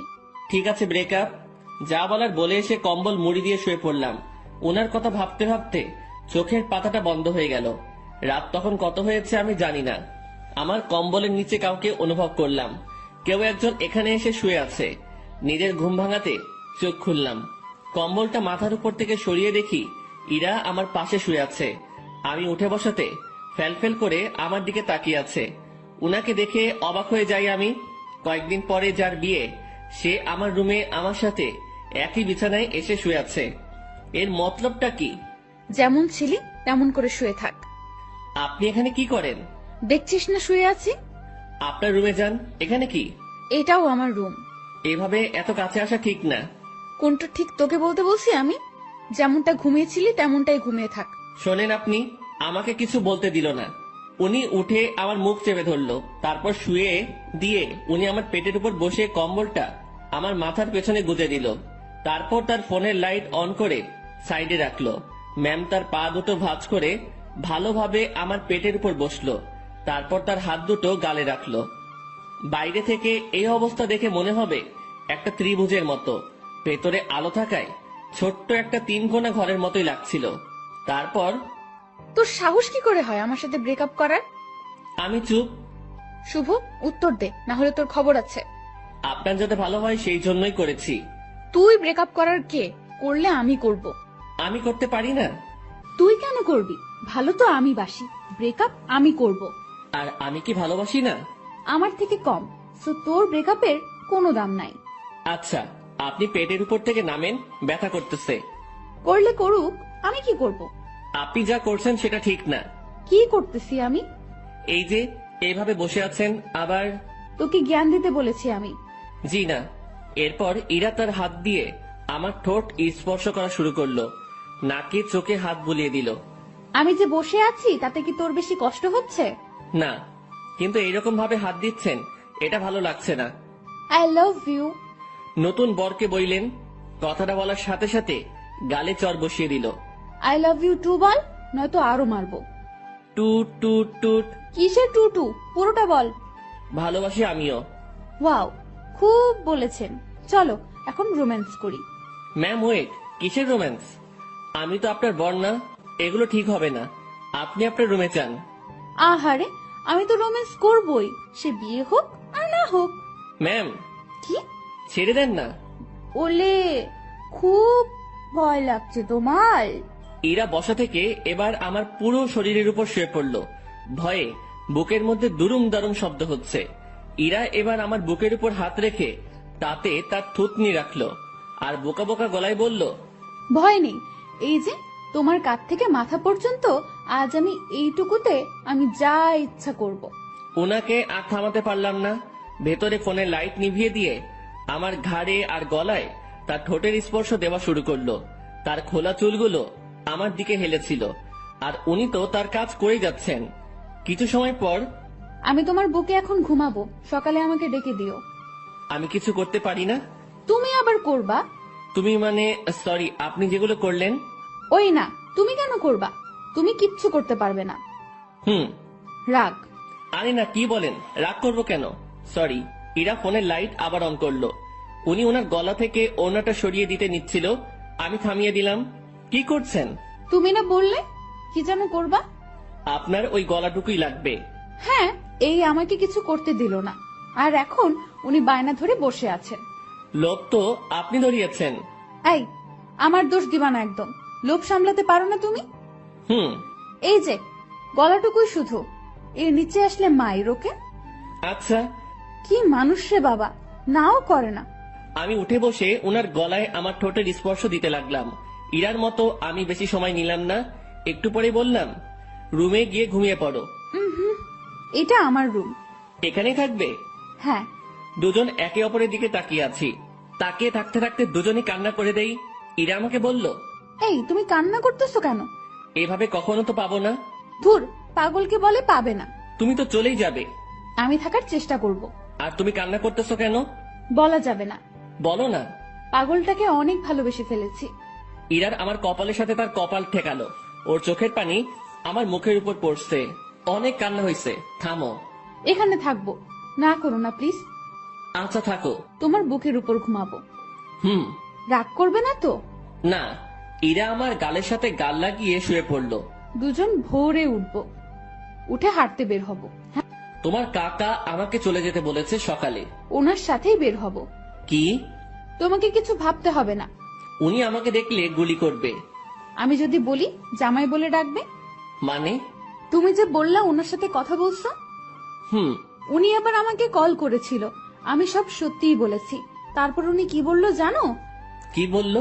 আমাদের বিয়ের দায়িত্ব উনি নিয়েছেন, সব উনি সামলাবেন। উনি তোমাকে অনেক পছন্দ করেছেন। কি জন্য? সেটা আমি কিভাবে বলবো? সত্যি কথা বলেছো, তাই মনে হয় ভালো লেগেছে তার। ও, আর কোনো কথা না, এবার শুধু ঘুম হবে, ঘুম ঘুম আর ঘুম হবে। চোখ বন্ধ করো পাগল। দুজনেই ঘুমিয়ে গেলাম। পরদিন ভোরে ইরা আমাকে ডেকে তুললো। তারপর হাঁটতে বের হলাম। পথে সত্যি সত্যি ইরার কাকার সাথে দেখা হলো। উনি আমাদেরকে দেখে মুচকি হাসলেন, কিন্তু কিছু বললেন না। এই চলো জগিং করি, ভুঁড়ি হতে দেওয়া যাবে না। ভুঁড়িওয়ালা বর আমার পছন্দ না। ওনার কথা শুনে মুচকি হাসা ছাড়া উপায় নেই। সকালে সব কাজ শেষে অফিসে আসলাম দুজন। অফিসের কেউ এ ব্যাপারে কিছু জানে না, তাই কোনো সমালোচনাও হয়নি। এসব বিষয় জানলে কেউ না কেউ আমাকে জিজ্ঞাসা করতই। দুপুরের পর এক শার্ট প্যান্ট কোট পরা ভদ্রলোক ইরা রুমে ঢুকলো। লোকটিকে দেখে কেমন যেন সন্দেহ হচ্ছিল আমার। কিছু সময় পর ইরা আমাকে ডাকলো। যাক, সন্দেহ এবার দূর হবে। রুমে ঢুকে দেখি ম্যাম বেশ রাগান্বিত। জি ম্যাম, বলেন। এই যে, এটাই আমার পাগল, দেখে নিন। আমি মনে মনে ভাবছি, হ্যাঁ, ম্যামের লাজ লজ্জা কিচ্ছু নেই, এইভাবে কেউ পরিচয় করিয়ে দেয়? তো কিছু বলবেন আর? এরকম একটা ছেলেকে আপনার পছন্দ? ওর কিছু আছে, দেখতে তো কেমন জানি লাগে। ওই আমার পাগলের মধ্যে কি আছে না আছে আমি জানি, আপনাকে বুঝতে হবে না। আপনি আসতে পারেন। ভেবে দেখেন, এর সাথে থাকলে আপনার জীবন নষ্ট হতে পারে। এই শালা, ভাষা খারাপ করবি না। জীবন নষ্ট হবে মানে? ম্যাম তো তাকে মারার জন্য উঠেছে। এতক্ষণে বুঝলাম এই লোকটাই ম্যামকে দেখতে আসছিল। ম্যাম যেভাবে মারার জন্য দাঁড়িয়েছে, লোকটি ভয়ে চেয়ার উল্টে পড়ে যায়। ম্যামকে থামিয়ে আমি উনাকে টেনে তুললাম। দেখছিস আমার পাগলের মধ্যে কি আছে? সে চলে গেল। ম্যাম, এইভাবে কেউ ভয় দেখায়? আরে ভাই বলিস না, মাথাটাই খারাপ করে দিছে।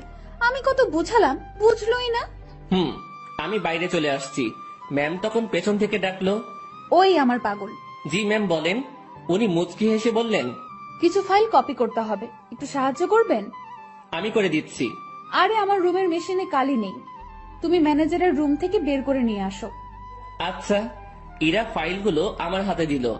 উনিও ফাইলটা ধরে আছেন, আমিও এক পাশে ধরে আছি। উনি ছাড়ছেন না। রাগ করলে নাকি আবার? ছি, না ম্যাম, রাগ করবো কেন? এই যে কাজ করাচ্ছি। এটা তো আমারই কাজ। তোমাকে দিয়ে কাজ করাতে ইচ্ছে করে না গো। আমার কাজ করতে ইচ্ছে করে। স্যার যান, এখন এগুলো কপি করে নিয়ে আসেন। আর হ্যাঁ, আজ বাসায় ফিরতে রাত হবে, সন্ধ্যায় বাইরে গিয়ে খেয়ে এসে আবার কাজ শুরু করব, ঠিক আছে? আচ্ছা ঠিক আছে, সন্ধ্যায় দুজন বাইরে গিয়ে খেয়ে আসি, তারপর আবার কাজ শুরু। বিকেল থেকেই আমি ম্যামের রুমে বসে ওনার কাজ দেখছি মনোযোগ দিয়ে। মাঝে মাঝে কথা হচ্ছে। কাজ শেষের দিকে ম্যাম তখন বলল, আজ কি করব জানো? কি করবেন? এই যে তুমি করে বলো। কি করবা? এক জগ চা বানিয়ে দুজন রাত 10টার পর ছাদে যাব। কেন? গল্প করব। এই ঠান্ডায় ছাদে? রুমেই তো ভালো। আরে না, ছাদে আগুনের ব্যবস্থা করব। তুমি আমি পাশাপাশি বসে চা পান করব আর গল্প করব। আর স্যার, মানে আপনার বাবা যদি দেখে? ও পাগল রে পাগল, কাকা তো বাবাকে সব বলে দিয়েছে। বাবা আবার তার বন্ধুকে মানা করে দিয়েছে। আর সেই জন্যই ছেলেটি আমার কাছে আসছে রিকোয়েস্ট করার জন্য, যাতে আমি মানা না করি। তারপর তোমার কথা বললাম, তোমাকে দেখালাম। ও, এই ব্যাপার? জি, এখন বাসায় সব চলবে। সব চলবে মানে? বাসায় চলো, বাসায় গিয়েই বুঝাবো নি। ঠিক আছে পাগল? কাজ শেষে আমরা বাসায় আসলাম। প্রতিদিনের মতো আজ আমাকে আর একা খেতে হলো না, সবার সাথে বসে খাচ্ছি। বেশ ভয় নিয়েই টেবিলে বসে আছি। ধীরে ধীরে সবার সাথে পরিচিতি হলাম। খাওয়া শেষে ইরার বাবা আমাকে ডেকে বাইরে নিয়ে গেলেন। দেখো, বাসার সবাই তোমাকে মেনে নিচ্ছে, শুধু আমি বাদে। এর পেছনে কারণও আছে। তুমি সামান্য একটা মানুষ, কত বড় ফ্যামিলির দিকে হাত বাড়িয়েছো, সেটা খেয়াল করেছো? ধরো কাল তোমাদের বিয়ে দিয়ে দিলাম, তারপর আমার মেয়েকে নিয়ে উঠাবে কোথায়? স্যার, বেয়াদবি মনে না নিলে একটা কথা বলি। বলো। আপনার মেয়ে বলেছে ও কাজ করে খাওয়াবে কিছুদিন। এর মাঝে আমিও কিছু একটা করে ফেলতে পারবো ওর সাহায্যে। আমরা এমনটাই ভেবেছি। ও, বউয়ের হাতের কামাই খাবে? না, বন্ধুর হাতের কামাই খাবো। মুখের উপর কথা বলছো। আমি তো বলেই নিলাম, কিছু মনে করবেন না। ওকে, 2 দিন পর তোমাদের বিয়ে। সমাজের নিয়ম অনুযায়ী আমার মেয়েকে নিয়ে বাসা থেকে বেরিয়ে যাবে। কোথায় যাবে সেটা আমি জানি না। ওকে? জি স্যার। কথাটা ইরাকেও জানিয়ে দিও। জি। ইরার বাবা আমাদের উপর বেশ রেগে আছেন। রাগাটাই স্বাভাবিক। যা কাজ করেছি, বাইরে দেরি না করে ইরার কাছে গেলাম, গিয়ে কথাগুলো বললাম। এত তাড়াতাড়ি বিয়ে? ভাবলাম মাসখানেক একটু প্রেম টেম করবো, এখানে ওখানে ঘুরতে যাব, সেগুলো মনে হয় আর হবেই না। বিয়ের জন্য প্রস্তুতি নিতে হবে। হ্যাঁ, আগে তো বাসা ঠিক করতে হবে। তুই বেটা এত টেনশন নিতেছিস কেন? তুই বাবাকে বলেছিস বন্ধুকে বিয়ে করতেছিস, তাই না? হুম। তো তোর বন্ধু থাকতে এত টেনশন কেন? শোন, আমি একটা ফ্ল্যাট কালকের মধ্যে কিনে নেব। আর হ্যাঁ, সংসার করতে অনেক কিছুর প্রয়োজন, সেগুলোও কিনতে হবে। হুম। বিয়ের পর সংসারে তুমি আমি 50-50 খরচ দিব। আমি এত টাকা কই পাবো? ও হ্যাঁ, তাও তো একটা কথা। আচ্ছা শোন, উপায় একটা বের করেছি। আমি দিব 80%, আর তুই 20%, আর ভালোবাসা দিবি তুই 99%, আর আমি 1%। কি? না, আপনি আমাকে ভালোবাসবেন না। যদি সংসারে 50-50 খরচ দিতে পারেন, ভালোবাসাটাও তেমনই ভাগ হবে। এটা কোনো কথা? তো নিজেদের মধ্যে রাজনীতি করাটা কি ঠিক? দেখ, আন্দোলন করতে থাক, কাজ হয় কিনা। মনটা একটু নরম করেন। আপনি যদি আমাকে 100% ভালোবাসা দেন, তো ভালোবাসার পিপাসায় আমি তো মারা যাব। ওই মুখে ওসব মারা যাওয়ার কথা আনবি না। জি ম্যাম। যা রুমে গিয়ে ফ্রেশ হয়ে নে। আচ্ছা। ফ্রেশ হয়ে দরজা লাগিয়ে দিলাম, কারণ দরজা খোলা থাকলে আজ আর ঘুমাতে দিবে না। ঘুম প্রায় চলেই আসছে, সেই সময় ডাকাডাকি শুরু করলো। মুখে বিরক্তি নিয়ে দরজা খুললাম। ওই এখনই ঘুমাচ্ছিস কেন? চা রেডি, চল ছাদে যাব। ওকে চলেন। ঘুমের 12টা বেজে গেল। দুজনে গিয়ে ছাদের মাঝখানে কিছু কাঠখড়ি দিয়ে আগুন জ্বালিয়ে নিলাম। ওনার সব কথা শুনতে হচ্ছে। এদিকে আমার নাজেহাল অবস্থা। নিচে থেকে উপরে এতগুলো কাঠখড়ি আনা, তাও আবার চোখে ঘুম নিয়ে প্রচন্ড রকমের বিরক্ত লাগছিল। আমি আর ইরা আগুনের খুব কাছাকাছি বসলাম। সে আমার শরীর ঘেঁষে বসলো। সে জগ থেকে একটা কাপে চা ঢাললো, তারপর কাপটা আমার হাতে দিয়ে বলল, আগে তুমি খাও, এই পুরোটা না, কিন্তু জাস্ট এক চুমুক, তারপর আমি, তারপর আবার তুমি খাবে। ইরা কথাটা বলে আমার হাতের মধ্যে দিয়ে হাত দিয়ে জড়িয়ে নিল। আমি এক চুমুক খেলাম, আর তারপর উনার মুখে ধরলাম। আমি যে জায়গাটায় ঠোঁট লাগিয়েছিলাম, ঠিক সেখানে সে ঠোঁট লাগিয়ে চা খেলো। খাওয়া শেষে ইরা আমার কাঁধে মাথা রাখলো। ওই একটা গল্প বলো। রুমে গিয়ে বলবো নি? জি না শুভ সাহেব, এখানে বলেন। কি বলবো মাথায় আসছে না। আনরোম্যান্টিক একটা বর। তোমার কিছু বলতে হবে না, আমিই বলছি শোনো। গান বলবো, ভালোভাবে শুনবা। বলো। আমার কাছে তুমি মানে 7 রাজার ধন, আমার কাছে তুমি মানে অন্যরকম, আমার কাছে তুমি মানে আমার পোষা পাখি, দিনে রাইতে সব বুঝিয়া তোমায় আমি দেখি। তোমার কাছে হয়তো বন্ধু আমি কিছু না, তাই তো তোমার স্বপ্নে বন্ধু আমি আসি না। এই ওয়েট ওয়েট, আমি ইরাকে গানের মাঝে থামিয়ে দিলাম। কি হয়েছে, থামালে কেন? তুমি আমার স্বপ্নে আসো তো? আরে গাধা, এটা গানের লাইনে আছে, তাই বলছি। আমি তো জানি তুমি আমাকে কেমন ভালোবাসো। তুমি গানটা পারো? ও দারুণ, তাহলে চলো একসাথে গাই। তারপর থেকে শুরু করলাম। আমি মানে তুমি, আর তুমি মানে আমি। আমার কাছে আমার চেয়ে বন্ধু তুমি দামি। গলা ফাটিয়ে দুজন গান করলাম। আমাদের আওয়াজ শুনে ছাদে ছোট বড় সবাই এসে হাজির। আমরা সবাই গোল হয়ে বসলাম। আগুনটাও বড় করা হলো। তারপর সবাই মিলে আবার গান ধরলাম। রাতটা যে এমন হবে কখনো কল্পনাও করিনি। বাসার সবাই এসেছে, শুধু ইরার বাবা বাদে। আড্ডা শেষে রুমে আসলাম। ইরা তার রুমে গিয়ে ঘুমিয়েছে, আমি আমার রুমে শুয়ে পড়লাম। পরদিন সকালবেলা অফিসে গেলাম দুজন। আগের দিনের মতো ডিউটি করে রাতে বাসায় ফিরলাম। এখন আমি একা রুমে থাকি না, বাসার সবার সাথে আড্ডা দেই, কথা বলি। দিন দিন আনন্দগুলো বাড়ছিল। কথায় আছে, আনন্দ সুখ বেশি সময়ের জন্য নয়। সত্যি তাই। ইরার বাবা এসে আমাকে জানিয়ে দিয়ে গেলেন কাল আমাদের বিয়ে, আর কালকে আমাদের বাসা ছাড়তে হবে। আমি আর ইরা বসে বসে ভাবছি কি করা যায়। দোস্ত শোন, এভাবে লাভ নেই, ব্যাগ গুছিয়ে ফেল। তাহলে আমরা কাল চলে যাচ্ছি? হ, যাচ্ছি। অন্য কারোর সাথে বিয়ে হলে তো যেতেই হতো, তাই না? হুম। তো ব্যাপারটাকে স্বাভাবিক নেওয়ার দরকার না? হ্যাঁ, ঠিক বলেছেন। এখানে আমার সম্পত্তির দাবি নিয়ে থাকতে পারতাম, বাট ঠিক হবে না। ওসব ব্যাপার নিয়ে কথা না বলাই ভালো।